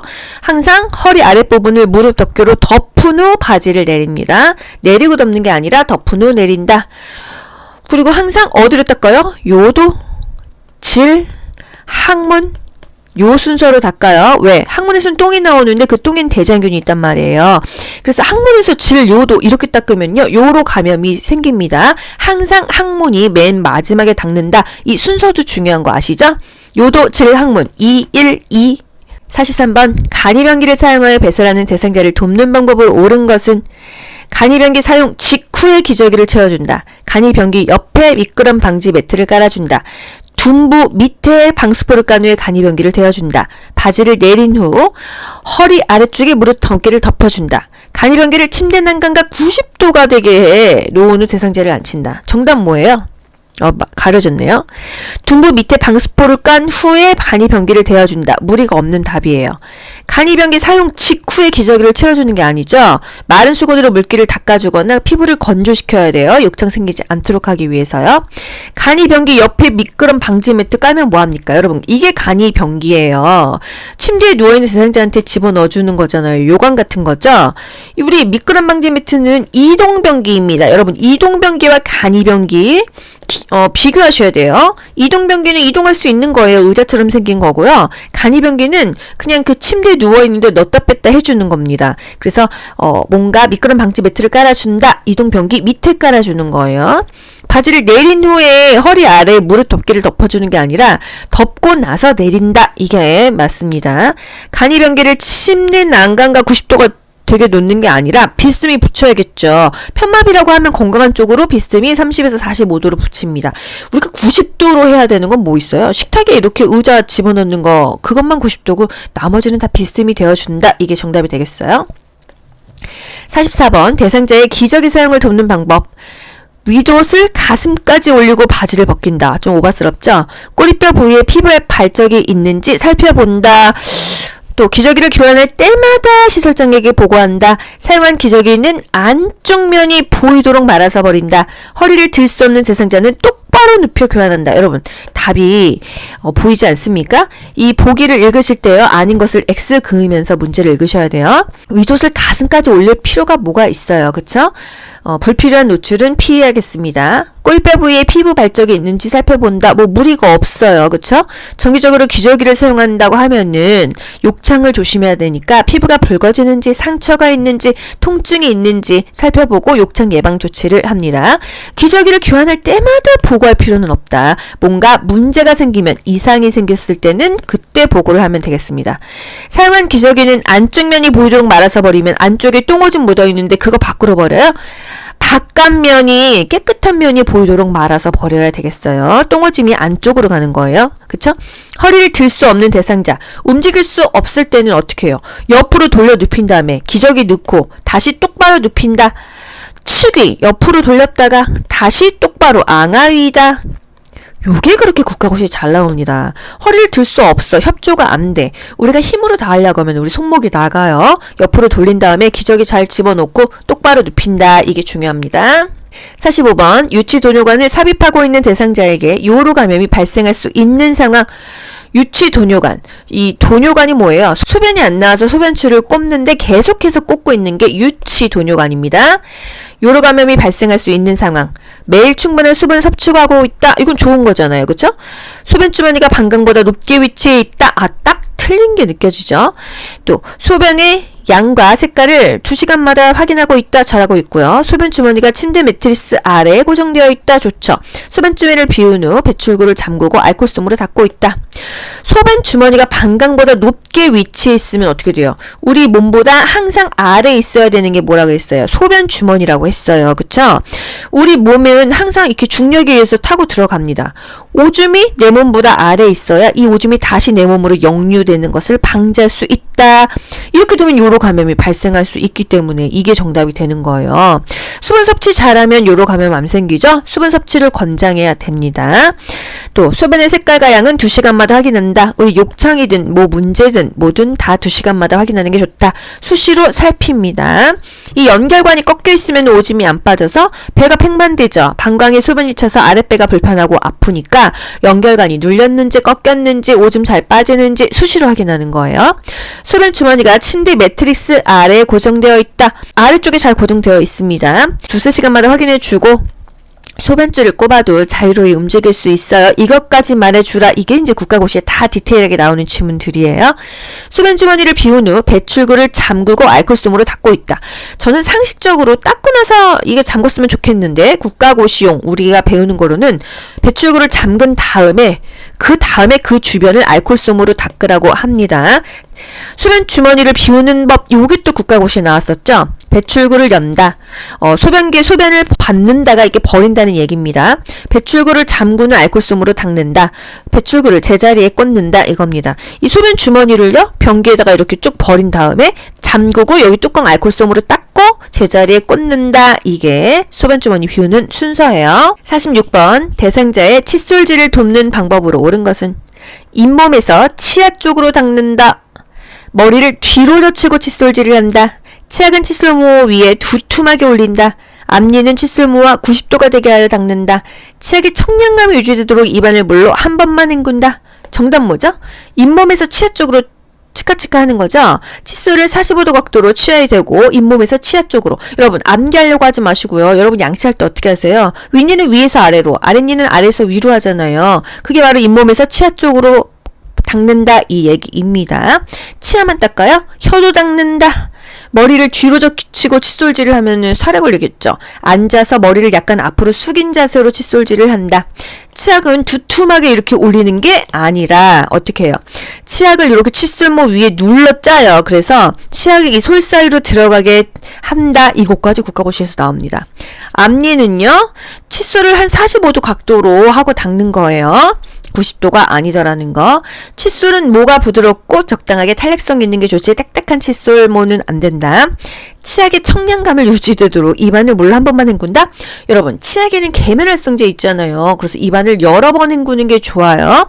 그런데 우리 청량감 이게 어디 교과서에서 나온 것 같은데 그러니까 공부를 오히려 조금 하신 분들이 헷갈릴 수가 있다. 청량감이라는 말이 교과서에 있긴 있었습니다. 어떻게 있었어요? 치약의 양이 너무 많으면 치약으로 인한 그 청량감 때문에 치아가 잘 닦였을 거라고 오해하기 쉽다 이런 말이 있었어요. 입안의 치약은 충분히 헹궈야 되는데 그냥 치약만 많이 해가지고 나 이 잘 닦였어 이렇게 오해할 수 있다. 치약만 많이 해서 되는 게 아니라 칫솔질을 제대로 해야 잘 닦인다 이 말입니다. 그래서 청량감이라는 말이 한번 나왔으니까 청량감 맞아 이렇게 또 어설프게 공부를 하게 되면은 오히려 헷갈린다. 그래서 항상 확실한 게 정답이 되는 겁니다. 잇몸에서 치아 쪽으로 닦는 거 맞아 이런 식이에요. 47번 통목욕 시 머리 감기는 방법. 낮보다는 저녁 시간에 감길까요? 수건으로 양쪽 귀를 덮고 감긴다. 목욕 의자에 앉혀 머리를 뒤로 젖히게 한다. 머리를 감긴 후 면봉으로 귀 안쪽까지 닦아준다. 젖은 머리를 빗질한 후에 헤어드라이기로 말려준다. 뭐죠 여러분? 목욕 의자에 앉혀 머리를 뒤로 젖히게 한다. 문제가 없어요. 무리가 없는 답이죠. 목욕할 때 추울 수 있어서 저녁 시간보다는 따뜻한 낮 시간대를 이용한다 했습니다. 항상 목욕하기 전에 화장실 간다고 했어요. 왜냐면은 막 머리 감기고 있다가 똥 매려요 오줌 매려요 그러면은 감기 걸리잖아요. 또 이동해야 되니까요. 수건으로 양쪽 귀를 덮었나요? 귀는요 수건으로 이게 덮어지나요? 막아야 되잖아요. 솜으로 양쪽 귀를 막는다. 수건은 눈을 덮는다고 했어요. 머리를 감긴 후 면봉으로 귀 안쪽까지 닦아준다. 안쪽 하면 무조건 틀립니다. 의료용이에요. 겉을 닦아준다. 귀 입구를 닦아준다. 이거는 맞는 얘기입니다. 여러분 아시겠죠? 뭐가 틀리는지?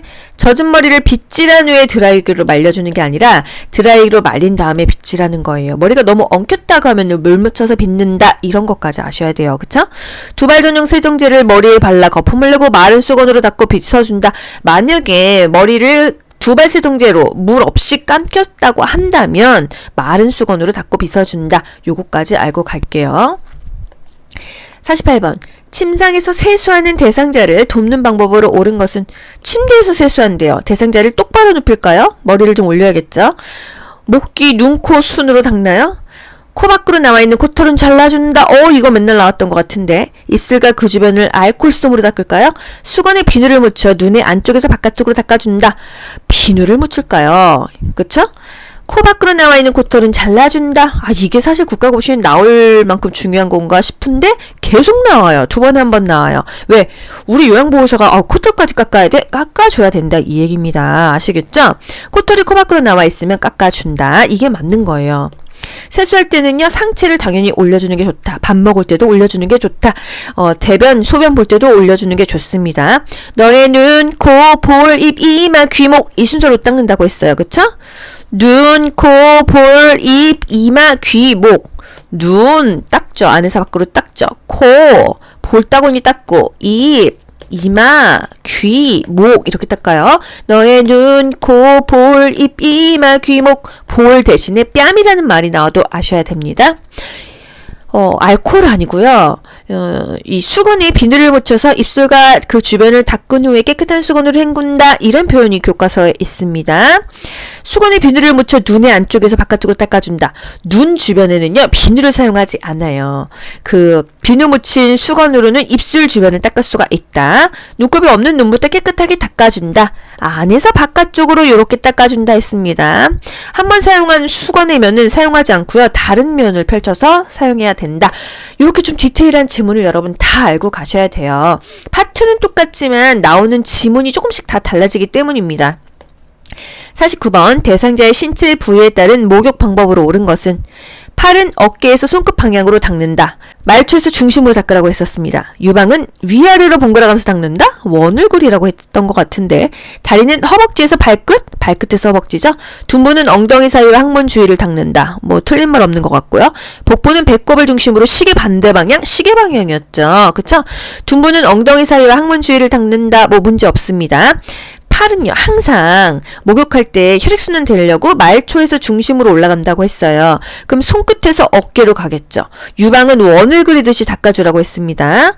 다리는 허벅지에서 발끝이 아니라 발끝에서 허벅지 쪽으로 항상 말초에서 중심으로 이 끝에서 이 큰 부위로 닦아줘야 혈액순환이 잘 된다는 거. 배는요, 시계 방향으로 닦아줘야지 꼬이지가 않아요. 장운동이 활발해집니다. 50번 오른쪽 편마비 대상자에게 티셔츠를 입히는 순서. 여러분 뭐 아셔야 돼요? 입마건 아셔야겠죠? 입마건 이렇게 적으세요. 마비 쪽이 어느 쪽이에요? 오른쪽 편마비 대상자야 마비 쪽이 오른쪽이겠죠. 그럼 건강한 쪽은 왼쪽이에요. 그리고 중간에 뭐가 들어가요? 머리가 들어가면 됩니다. 아시겠죠? 입마건. 그냥 입을 때는 마비된 쪽 건강한 쪽을 적고 오른쪽 왼쪽 적고 중간에 머리가 들어가든지 수액이 들어가면 됩니다. 만약에 벗기는 순서 물어봤어요. 그러면은 벗건 이렇게 적으시면 되겠죠. 벗건 건강한 쪽이 어느 쪽이에요? 오른쪽 편마비니까 건강한 쪽은 왼쪽이다. 그러면은 아픈 쪽은 오른쪽이다. 중간에 머리가 들어가면은 벗을 때 순서가 되는 겁니다. 아시겠죠? 입마건 벗건 이렇게 적어놓고 마비된 쪽이야? 오른쪽 편마비 오른쪽이군. 이렇게 아시면 됩니다. 건강한 쪽은 왼쪽이야. 적어놓고 중간에 머리가 들어가든지 수액이 들어가면 돼요. 아시겠죠? 51번 다음 그림과 같이 휠체어를 자동차의 트렁크로 옮기는 방법으로 옳은 것은 신체 역학의 원리를 물어보는 문제죠. 1번 신속하고 빠르게 들어 올린다. 팔을 앞으로 뻗어 들어 올린다. 다리를 모아 지지면을 좁혀 들어 올린다. 허리는 펴고 무릎을 굽혔다가 펴면서 들어 올린다. 안녕하세요. 미스코리아 귀여보입니다. 이거 맞지 않나요? 발을 움직이지 않고 허리를 회전하여 들어 올린다. 정답은요? 허리는 펴고 무릎을 굽혔다가 펴면서 들어 올린다입니다.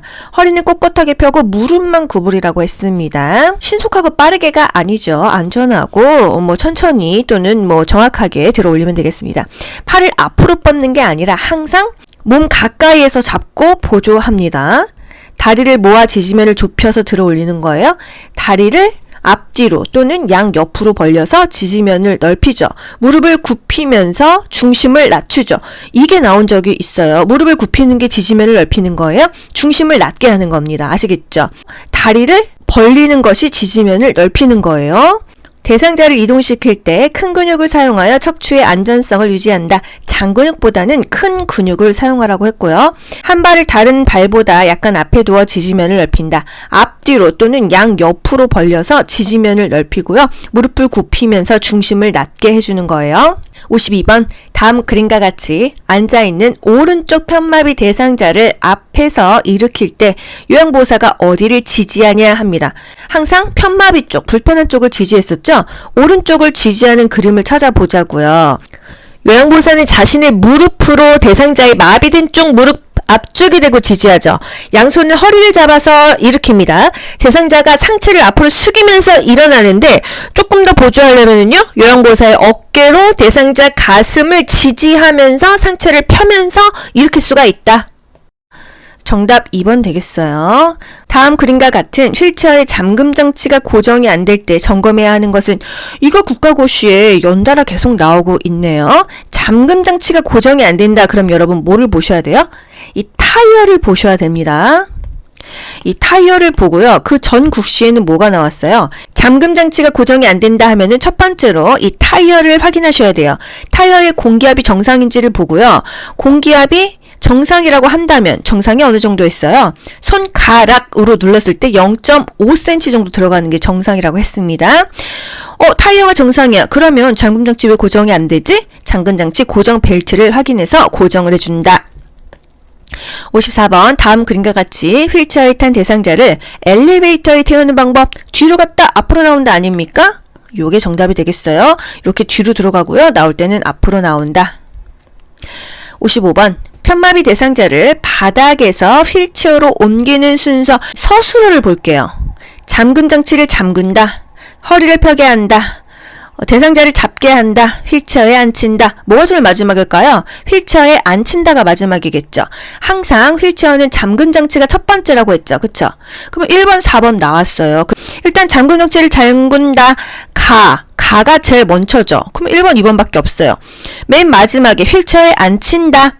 라가 제일 마지막이죠. 라가 마지막인 거 그냥 요것만 나와도 답이 딱 나온다는 거죠. 그럼 요거 두 개가 헷갈리더라도 먼저 잡게 한 다음에 엉덩이 들어가지고 앉게 하는구나 알 수가 있습니다. 순서를 다 알아야만 맞추는 건 아니다. 첫 번째 마지막만 기억해도 답은 맞출 수가 있어요. 66번 노인장기 요양보험급여 복지용구 중에서 대여 품목에 해당하는 거 대여하는 거는 뭔가 비싼 거나 이 사이즈가 큰 거 아니겠습니까? 침대입니다. 침대. 대여 품목 기억하실 거는요. 침대하고 휠체어만 기억하시면 됩니다. 뭐 이동욕조, 목욕 리프트 이런 것도 있기는 한데 침대, 휠체어가 가장 크고 비싸잖아요. 그쵸? 구입 가능한 거는 좀 싸고 사이즈가 작은 것들. 이동변기, 간이변기, 뭐 보행기, 욕창 예방 방석 이런 거 조그마잖아요. 요실금 팬티 이런 건 개인적으로 사서 써야 되는 거 아니겠어요. 그쵸?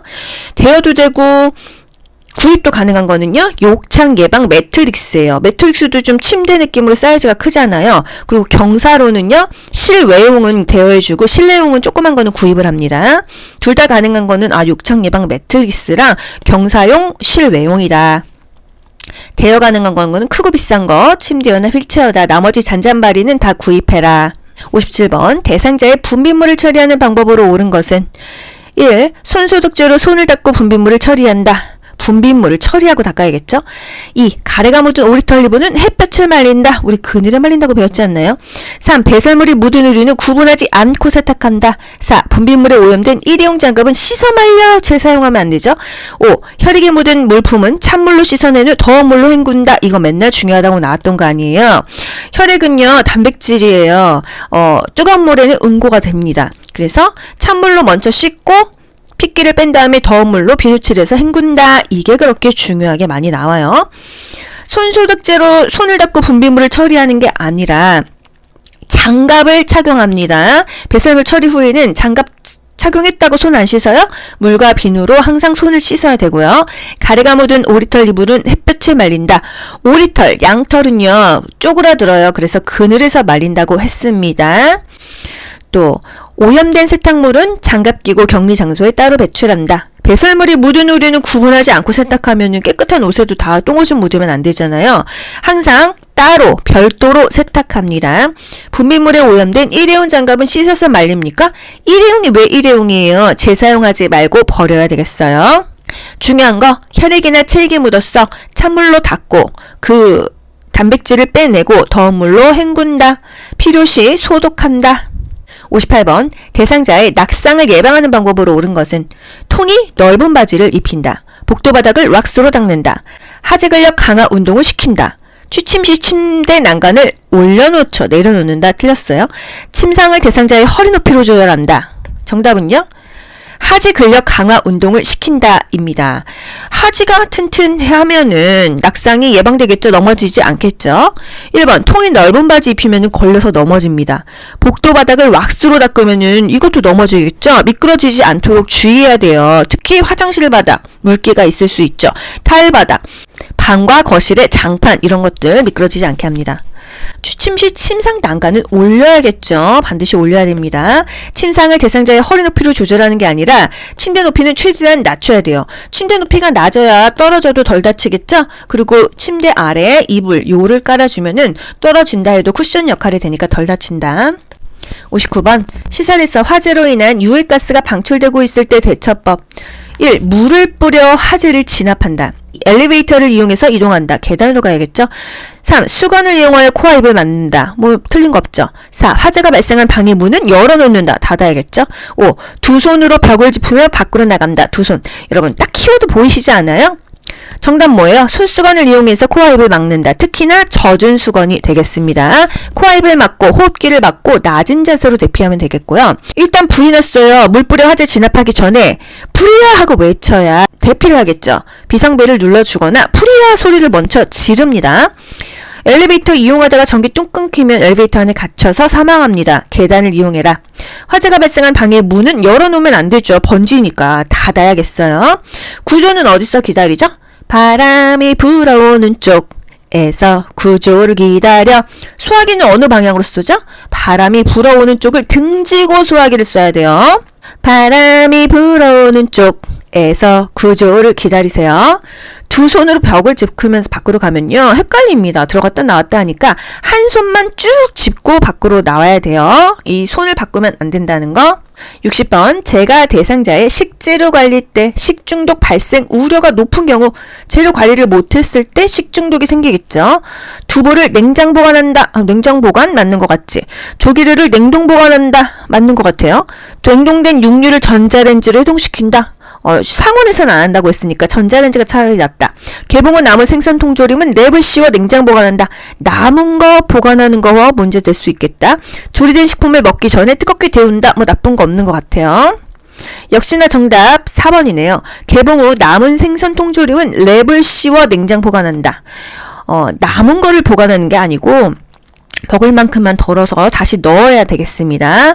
이 통조림 통 자체를 랩 씌우는 것보다도 다른 그릇에 옮기는 것이 더 낫다. 두부는 냉장 보관 좋습니다. 또 단백질 유지를 위해서는 이게 교과서용은 아니지만 냉동실에 보관해도 단백질 그 함량이 더 높아진다고 해요. 조개류는 냉동실에 보관하는 거 맞아요. 뭐 하루 이상, 뭐 이틀 이렇게 보관해야 되면은 물에 담그는 것보다는 신문지에 싸서 냉동실에 넣는 게 조개류가 더 싱싱하다. 냉동된 육류를 전자레인지로 해동시킨다. 냉동식품은요, 실온에서 해동하지 않는다. 차라리 전자레인지로 녹여라 이거예요. 5번, 조리된 식품을 먹기 전에 뜨겁게 데운다. 뜨겁게 데우면요, 75도까지 가열하면 어떻게? 미생물 증식이 방지되기 때문에 좋다 이거예요. 조리된 식품 뭐 냉장고에 반찬 넣어놨어. 먹기 전에 다시 데피는 것이 더 좋겠네요. 61번 다음 그림의 세탁 표시에 대한 세탁 방법을 옳게 설명한 것은 약하게 짜라 아닙니까? 그쵸? 세탁기에서는 단시간에 짜야 된다. 손으로는 약하게 짜라 요거예요. 여러분 여기 전 국시에서도 나왔어요. 이거는 뭐예요? 이거 햇볕이 쨍쨍 쬐고 있는데 옷걸이에 걸어서 건조해라 이거예요. 옷걸이 써있으니까요. 요거는 뭘까요? 그늘에다가 건조해라. 옷걸이에 걸어서 말려라 이거예요. 요거는요. 햇볕이에요. 이거는 그냥 해가 땡땡 쬐어 있는데 뉘어서 건조시켜라. 요거는요. 그늘에서 뉘어서 건조시켜라 이겁니다. 요거는 약하게 짜라. 세탁기라면 단시간에 짜고 손으로는 약하게 짜라 요거예요. 62번 재가 대상자의 관공서 방문을 대신해주는 방법으로 옳은 것은 대상자의 서류 발급비를 기관장에게 청구하나요? 대상자가 내야겠죠. 대상자의 협조가 필요한 부분은 사전에 협의한다. 틀린 말 없어요. 업무 대행 중 요양보호사의 사적 용무를 병행하지 않는다 했는데 병행한다 했으니까 틀렸죠. 동일한 관공서 업무가 있는 동료 요양보호사에게 부탁한다. 업무 대행 결과에 불만족하는 경우 대상자 스스로 하세요. 이렇게 합니까? 대상자의 협조가 필요한 부분은 사전에 협의한다. 이게 맞는 거고요. 업무 대행과 관련해서 대상자에게 충분하게 정보를 제공하고 필요한 사항에 대해서 협조를 구합니다. 대상자의 서류 발급 비용을 기관장에게 청구해요. 업무 대행 전 준비해야 될 정보, 자료, 경비를 다 점검합니다. 대상자에게 달라고 하든지 자녀, 보호자에게 달라고 하면 되겠어요. 업무 대행 중 요양보호사의 사적 용무를 병행하지 않습니다. 동일한 관공서 업무가 있는 동료 요양보호사에게 부탁하지 않죠. 또 또 대상자가 요구가 있다고 한다면 대상자와 업무 담당자를 연계한다. 이것도 전 국시에 나왔었어요. 제가 국가고시에 나왔던 키워드를 계속해서 반복해서 짚어드리는 거예요. 업무 대행 결과에 불만족한다면 어떻게 해야 돼요? 불만족해서 재요청했어. 그러면 수수료하세요. 이렇게 하는 거예요. 충분히 상의해서 만족스럽도록 진행한다. 이게 답입니다. 63번 침해 대상자의 식사 돕는 방법으로 옳은 것은 사발보다 접시를 사용한다. 뭐보다 뭐 이렇게 외우면 여러분 헷갈리시죠? 사발 써요, 접시 써요? 사발 쓰는 거죠. 그러면 접시보다 사발을 이용한다. 이렇게 맞는 거예요. 식사 장소는 매일 변화를 준다? 침해 대상자 안정된 환경, 익숙한 환경이 좋았죠. 턱받이보다 앞치마를 하게 한다. 그러면 앞치마 하라는 거죠. 이거 맞는 것 같아. 물을 흘리면 뚜껑이 없는 컵을 사용한다? 뚜껑 있고 빨대 있는 거 쓰라고 하지 않았나요? 음식은 먹기 쉽도록 모두 섞어서 제공합니까? 음식은 섞어서 제공하는 게 아니죠. 대상자가 혼란을 예방하기 위해서 한 가지 음식 먹이고 난 후 다른 음식을 내어 놓는다. 실제로 근데 요양원에서는 그 막 섞어가지고 죽 같은 거 먹이잖아요. 이러면 안 돼요. 일단 접시보다는 사발을 써라. 이렇게 깊이가 있는 사발이 이렇게 있어야 음식이 안 흘러가겠죠. 접시는 흘리잖아요. 그죠? 식사 장소는 매일 변화를 준다? 익숙한 환경을 유지하죠. 대상자의 생활 자체를 소중히 여기고 환경을 바꾸지 않는다. 저 이 말이 되게 좀 와 닿았어요. 대상자의 생활 자체를 소중히 여겨줘야 돼요. 침해 대상자의 생활 자체를 소중히 여겨주고 환경을 갑자기 팍팍 바꾸면 안 된다는 거. 익숙한 환경이 좋은데 낯선 환경으로 가면 침해가 확 나빠집니다. 앞치마를 입혀서 옷을 깨끗하게 유지하고요. 물을 마실 때 흘린다 하면은요. 이 플라스틱 덮개가 있고 빨대에 있는 그런 컵을 사용해야 돼요. 침해 대상자의 식사 돕기. 사발을 사용한다. 플라스틱 제품을 사용한다. 어떤 플라스틱 제품? 색깔 있는 거. 왜? 입맛 돋구려고요. 살에 자주 걸린다면 걸쭉한 액체 음식, 연식 같은 게 좋다. 순두부, 계란찜, 죽 이런 거요. 식사를 하지 않으려고 한다면 입안에 상처가 있는지, 틀니가 맞지 않는지, 약 먹고 부작용이 있는지, 불편한지를 확인하는 거예요. 졸려하거나 초조한다면요, 식사를 제공하지 않습니다. 영원히 제공하지 않나요? 상태가 좋아지면 먹인다 이 얘기입니다. 뭔가 컨디션이 안 좋고 밥을 안 먹으려고 하는데 억지로 먹이지 않는다. 이게 중요한 거예요. 씹는 행위를 잊어버린 대상자, 밥 먹는 것도 잊어버리죠. 내가 지금 어떻게 씹어야 되는지도 모르죠. 그러면 음식을 갈아서라도 먹입니다. 씹는 게 불편하다 하면은 이가 불편한 거죠. 이가 문제가 있으면은 음식을 갈아서 주는 거예요. 다져서 준다. 식사 전에 미리 음식의 온도를 확인한다. 5살짜리 애기한테도 후후 불어서 먹이죠. 똑같아요. 치매 환자도요. 앞치마를 입힌다. 약간 무거운 숟가락을 쥐어줘서 밥 먹는 사실도 잊어먹지 않게 중간중간 체크해주죠. 생선가시는 미리 발라놓습니다. 애기한테 줄 때도 생선가시 바르는 거랑 똑같아요. 치매 대상자니까요. 식탁에 앉으면 바로 식사할 수 있도록 미리 다 세팅해놓고 대상자를 앉히는 거지. 국 갖고 오고 밥 갖고 오고 이렇게 하나하나 갖고 오다가 다치거나 문제가 될 수가 있습니다. 64번 재가 침해 대상자의 주거 환경을 안전하게 조성하는 방법으로 옳은 것은 방 안에 큰 거울을 걸어둔다. 뭔가 무섭지 않나요? 거울 망상이 생길 수도 있고요. 밤에도 화장실 전등은 켜준다. 이거 24시간 편의점처럼 항상 화장실은 켜놓으라고 했죠. 침대는 벽에서 떨어뜨려 놓으면 그 사이로 빠집니다. 난간에 어두운색 테이프를 붙여 놓을까요? 출입이 쉽도록 둥근 모양의 문고리를 설치한다. 막대형이 좋다고 했었어요. 이렇게 막대기가 좋지 동그란 거는 손에 잘 안 잡힌다는 거죠. 난간에는요. 밝은색 야광 테이프를 붙입니다. 왜? 눈이 잘 안 보여요. 시력도 약화되어 있고 비슷한 색깔 파남보 구분 못한다고 했잖아요. 난간 출입구 난로 주변에는 밝은색 야광 테이프, 형광 테이프를 붙인다. 침대를 벽에서 떨어뜨려 놓으면은 그 사이로 떨어지거나 끼일 수 있죠. 그래서 벽에 딱 붙여라. 그리고 침대 아래 두꺼운 요를 깔아둬라. 떨어져도 덜 다치게. 밤에도 화장실 전등은 켜둡니다. 계단 윗부분에 간이문을 닫아둔다. 이게 전국시에 나와서 이게 뭔 소리냐? 계단이 있어요. 여기 간이문을 달아두래요. 왜? 밤에 잘 안 보이는데 계단에 굴러 떨어진단 말이죠. 문을 이렇게 달아놓으면은요. 그곳까지 왔다가도 다시 되돌아가요. 야간에 특히 굴러 떨어지지 않는다. 2층 집 같은 경우 계단에서 많이 굴러 떨어집니다. 계단의 윗부분에 간이문을 달아둔다. 이것까지 국가고시에서 요구합니다. 방 안에 큰 거울을 달아두면은 거울 망상이 생길 수도 있죠. 그런 경우는 그 거울을 그 천으로 덮어놓는다. 이것까지도 국가고시에서 물어봐요. 65번 시설 침해 대상자가 다른 대상자들의 칫솔을 주머니에 숨기는 행동을 반복할 때 대처법. 침해 대상자의 반복 행동 어떻게 한다고 했죠? 반주, 주의를 환기한다. 이게 답이에요. 침해 대상자가 왜 이렇게 이상 반복 행동을 할까요? 침해로 인해서 판단력 장애, 기억력 장애가 오니까 불안하고 혼란스럽죠. 그래서 문제 행동을 유발하고요. 관심을 얻기 위해서 이런 행동을 합니다. 주의를 환기하는 거 진행되고 있는 미술 프로그램에 참여시키면 좋겠죠? 관심이 다른 곳으로 돌아가니까요. 가족에게 칫솔을 사오게 하여 보상하게 한다? 이건 뭐 나쁜 방법은 아닌데 요게 더 정답에 근접하다. 칫솔을 모두 수거한 후 방에 혼자 머물게 한다?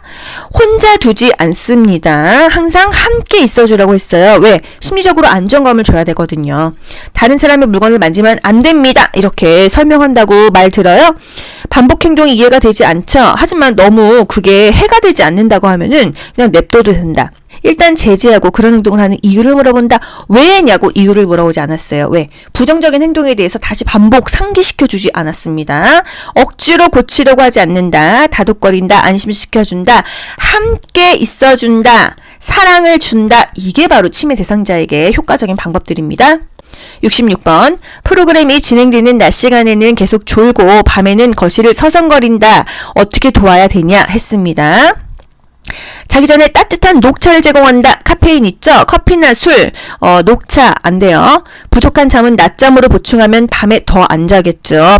밤낮이 바뀌면 안 됩니다. 낮에 존다고 하면은 말을 걸어서 자극을 줘서 잠을 재우지 말라고 했어요. 낮 시간에 간단한 야외 활동을 하게 한다. 좋죠. 낮 시간에 움직이게 한다. 낮 시간에 활동하게 한다. 산책시킨다. 신선한 공기를 접하게 한다. 좋습니다. 저녁 식사 후 고강도의 근력 운동을 하게 합니까? 취침 직전에는 운동하지 않습니다. 잠이 더 안 오거든요. 매일 일정한 시간에 운동하는 거는 괜찮다.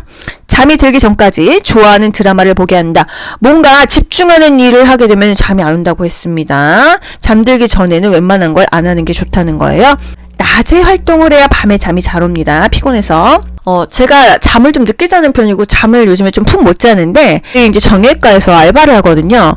그날은 10시부터 자요. 너무 피곤하기 때문이죠. 하루 종일 서서 왔다 갔다 하고 하루 종일 주사 놓고 이래가지고 낮에 활동을 해야 밤에 잠을 잘 잔다. 저는 진짜 공감합니다. 67번 다음 상황에서 요양보호사가 적절하게 반응한 것은 대상자가 이랬어요. 누가 날 재우려고 내 밥에 수면제를 넣었어. 저리 치워. 이거 의심, 망상, 환각 증상 아닙니까? 요양보호사 뭐라고 해야 돼요? 제가 먼저 먹어볼 테니까 같이 드세요. 기미상공. 내가 먼저 먹어본다 이거예요. 수면제를 넣었어. 독약을 넣었어. 제가 먼저 먹어볼게요. 침해 대상자는 의심스럽죠. 이 감정을 이해하고 수용합니다. 아니에요. 안 넣었어요. 이렇게 부정하거나 다툴 필요가 없어요. 왜요? 식사만 하시면 잠이 와요? 물어보지 않습니다. 그래요. 누가 넣었는지 보셨어요? 의심하지 않습니다. 계속 그러시면 앞으로 밥 안 드릴 거예요. 협박하지 않습니다. 그럴 리가 없어요. 걱정하지 마시고 드세요. 사실 이건 뭐 틀린 말은 아니죠. 하지만 제가 한번 먹어볼게요. 괜찮으면 드셔야 돼요. 제가 먼저 먹어볼게요. 같이 드세요. 이게 가장 적합한 답이라는 거 여러분 알고 계시죠? 국가고시에서 요구하는 답은 한결같아요. 치매, 의심, 망상, 환각 시에는요, 그 대상자의 감정을 이해하고 수용합니다. 부정하지 않아요. 다투지 않아요. 집에 엄마가 치매야. 아빠랑 딸이랑 맨날 싸우죠? 내가 돈 훔쳐갔다고? 안 훔쳐갔어. 왜 그렇게 하는 거야? 이러면 안 돼요. 여러분은 공부하신 분들이니까, 배우신 분들이니까, 이해하고 수용합니다. 같이 찾아볼까요? 잃어버렸다고 주장하면은 엄마 한번 그럼 같이 찾아볼까? 설득하지 말아요. 말 안 통해요. 함께 찾아봅니다. 이해해줘야 돼요. 비난하지 않습니다. 훈계하지 않습니다. 귓속말 하면 자기 욕하는 줄 알아요. 귓속말 하지 않아요. 도둑 지킨다고 방에만 있는다고 했을 때는 위험하지 않으면 그냥 냅두세요. 망상이 너무 심해. 의료진에게 보고해야겠습니다. 독약 넣었어. 수면제 넣었어. 안 먹어. 제가 먹어볼게요. 제가 먹어보고 괜찮으면 함께 드세요. 이렇게 하는 거예요. 68번 치매 대상자가 군고구마 냄새가 난다며 고구마를 달라고 할 때 요양보호사의 반응은 어떻게 돼요? 왜 고구마 냄새 난다고 했을까요? 환각입니다. 실제로 존재하지 않는데 존재하는 것처럼 느끼기 때문에 이런 경우가 생긴다. 어디에서 냄새가 나는지 찾아보세요. 퀴즈 내지 않아요. 왜 갑자기 군고구마가 생각나셨어요? 왜? 라고 묻지 않아요. 무슨 말씀이세요? 저는 냄새가 안 나는데요. 부정하지 않습니다. 군고구마가 드시고 싶군요. 함께 살아나가요? 요게 적합한다는 거예요. 어제도 그 말씀하시더니 오늘도 그러시네요. 이렇게 무시하면 안 되겠죠. 군고구마 드시고 싶으세요? 함께 살아나가요. 대상자의 감정을 이해하고 수용합니다. 부정하지 않아요. 다투지 않아요. 69번. 음악 프로그램에 참여하던 치매 대상자가 뭔가 프로그램에 참여하던 대상자가 갑자기 욕하고 소리친다. 이거 뭐예요? 치매? 파괴적인 행동입니다. 어떻게 해야 돼요? 노래에 맞춰 춤추게 한다. 방해가 되니 조용히 하라고 한다. 바람을 쐬고 오라고 밖으로 내보낸다. 텃밭에 있는 채소에 물을 주자고 한다. 프로그램 진행 규칙에 대해 자세하게 설명한다. 정답요? 텃밭에 있는 채소에 물을 주자고 한다. 바람 쐬고 오라고 밖으로 내보낸다. 이거 왜 틀려? 혼자 밖으로 내보내지 않아요. 그쵸? 그래서 틀렸습니다. 함께 있어줘야지 혼자 두지 않으니까 틀린 거예요. 노래에 맞춰 춤을 추게 합니까? 조용한 장소에서 쉬게 한다. 이거예요.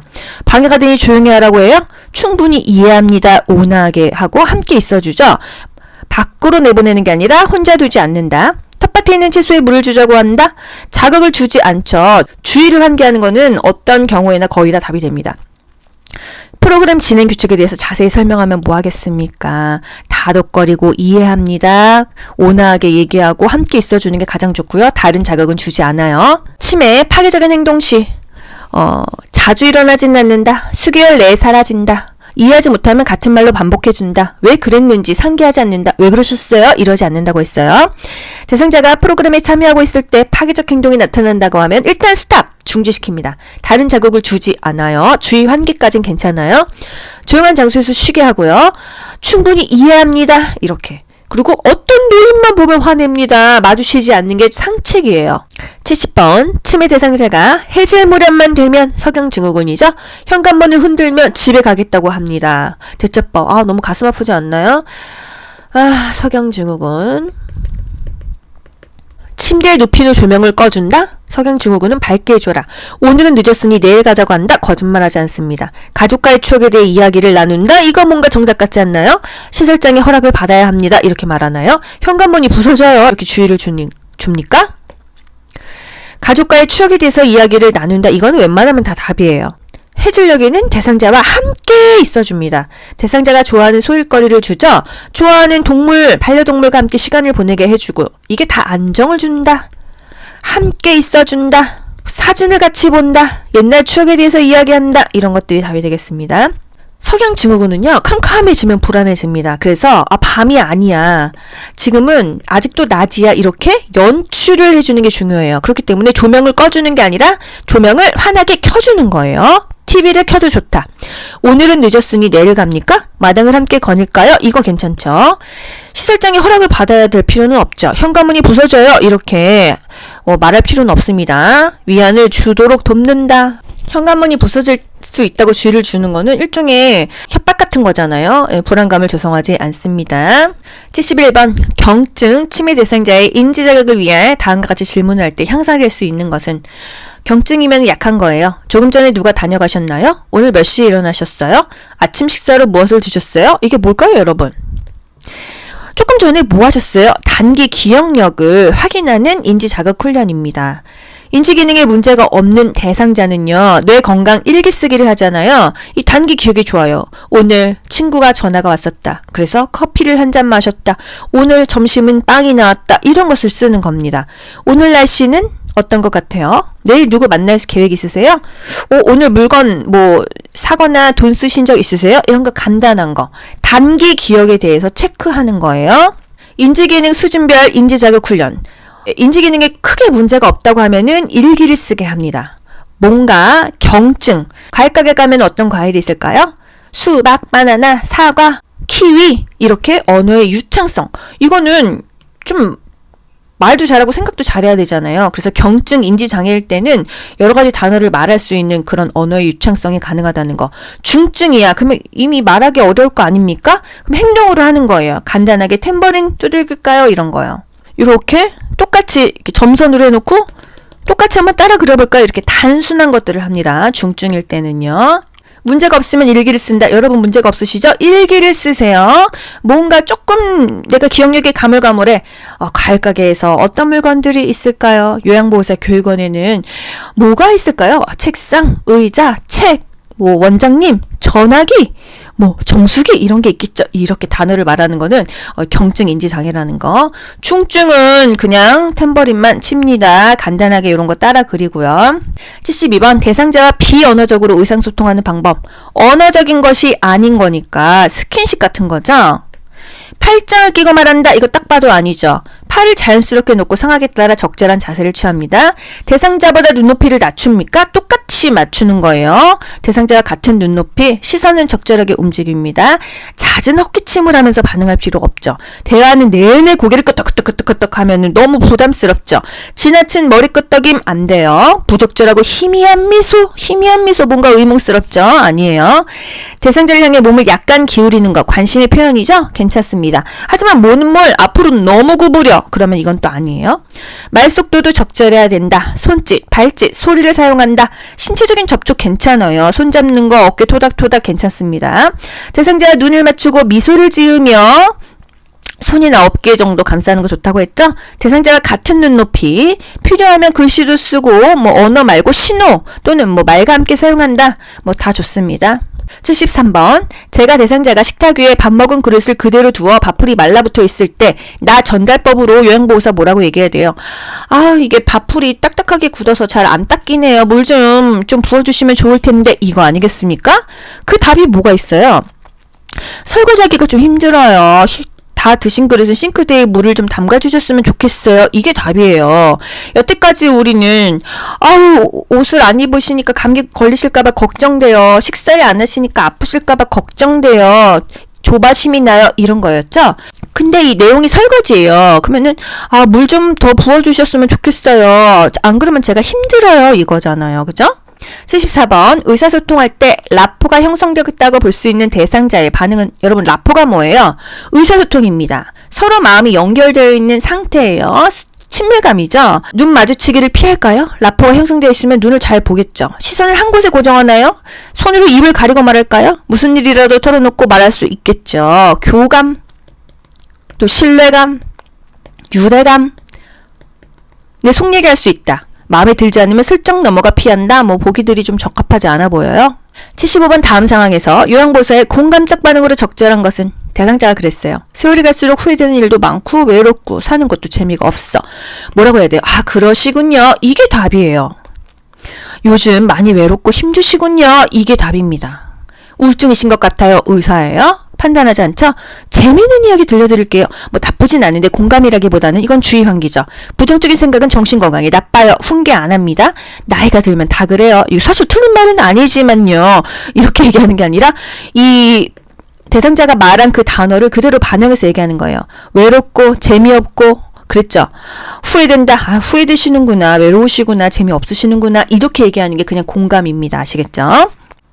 공감이란 상대방이 하는 말을 이 대상자 관점에서 이해하는 거, 그 감정을 함께 느끼고 또 내가 느끼는 말을 전달하는 거가 되겠어요. 내가 해결책을 주는 게 아니에요. 결국 대상자가 얘기하고요. 그 당사자 스스로 해결책을 찾아가도록 하는 것입니다. 76번 주의력 결핍장애 대상자와 효과적으로 의사소통하는 방법을 옳은 것은 주의력 결핍장애 하면은 자극을 피한다. 이게 답입니다. 그리고 반주, 치매 반복 행동은 주의를 환기한다. 이렇게 그냥 여러분 좀 연결을 하셔야 돼요. 자극을 피해야 됩니다. 1번, 다양한 환경적 자극을 준다. 딱 틀렸죠. 메시지를 큰 소리로 빠르게 말한다. 딱 틀렸죠. 한 번에 여러 가지 내용을 명확하게 말할 수 없죠. 익숙한 사물에 대한 내용으로 대화한다. 이거 좋지 않나요? 목표에 맞는 복합적인 행동을 제시한다. 답이 그냥 이렇게 딱 나오는 거예요. 주의력 결핍장애자. 자극을 주지 않는다. 이게 답이에요. 자극을 안 주고요. 익숙한 사물에 대한 내용으로 대화한다. 어떤 대상자든 익숙한 것에 대한 것으로 얘기한다. 뭐 가족에 대해서 얘기를 한다. 이런 것들은 다 답이 됩니다. 환경 자극을 최대한 줄이는 게 주의력 결핍 장애자에게 좋다. 또 명확하고 간단하게 제시한다. 구체적이고 익숙한 사물에 대해서 대화한다. 메시지를 천천히 조용히 반복한다. 주의력 결핍 장애. 애기들은 ADHD죠. 성인들도 ADHD 많습니다. 자극 주지 않아요. 화 엄청 잘 내잖아요. 분노 조절 안 되잖아요. ADHD 분노 조절 잘 안 됩니다. 자극을 주지 않아요. 화내지 않아요. 명확하고 간단하게 말하고요. 구체적이고 익숙한 것에 대해서는 거부감이 없다. 77번 프로그램에 참여하던 대상자가 쓰러져 경련할 때 응급처치법. 경련하면은 중요한 거 두 가지가 딱 있습니다. 고개를 옆으로 돌려준다. 그러니까 기도를 확보한다는 얘기예요. 고개를 옆으로 돌려준다. 그리고 주변에 위험한 물건을 치워서 공간을 확보한다. 다치지 않게. 이게 답입니다. 1번 즉시 인공호흡한다. 안정을 위해 조용한 방으로 옮긴다. 대상자의 머리 아래에 딱딱한 것을 대어준다. 경련이 멈출 때까지 양쪽 어깨를 꽉 잡아준다. 입에 거품이 있는 경우 고개를 옆으로 돌려준다. 답이 딱 나왔죠. 그쵸? 경련하면은 고개를 옆으로 돌려준다. 주변에 위험한 물건을 치워준다. 머리 아래는 좀 부드러운 베개 같은 걸 대준다. 억지로 꽉 잡지 않는다. 몸이 뻣뻣해지죠. 호흡 곤란올 수 있죠. 의식 변화가 나타납니다. 경련은요. 왜 걸릴까요? 이 뇌전증이 뭐예요? 간질이죠. 열사병, 저혈당 중독 등에서 경련이 나올 수가 있습니다. 머리 아래 부드러운 거 대줘서 다치지 않게 해주고요. 주변에 위험한 물건 치워줍니다. 이렇게 막 경련하다가 부닥쳐서 다칠 수 있으니까요. 몸에 깎이는 옷을 입었다. 단추나 넥타이를 풀어줘야 돼요. 항상 얼굴은 옆으로 돌리거나 기도를 유지한다. 경련만 고개를 옆으로 돌리는 거예요. 우리 인공호흡하고 할 때는 고개를 똑바로 해서 턱만 들어줬었죠? 경련이 5분 이상 지속돼 즉시 119에 신고합니다. 고개를 옆으로 돌려준다. 대상자가 뜨거운 물을 팔에 쏟아 화상을 입었다. 응급처치법. 화상은 뭐예요? 찬물에 담근다. 장신구 빨리 빼준다. 이게 답 아니겠어요? 그쵸? 물집이 생기면 터뜨려줍니까? 화상 부위에 치약 발라요? 얼음 조각을 화상 부위에 대어줍니까? 얼음 조각은 아니다. 화상 입은 쪽 발에 착용한 장신구를 빨리 빼준다. 맞죠? 나중에 부어오르면 안 빠지니까 전기톱으로 잘라야 되거든요.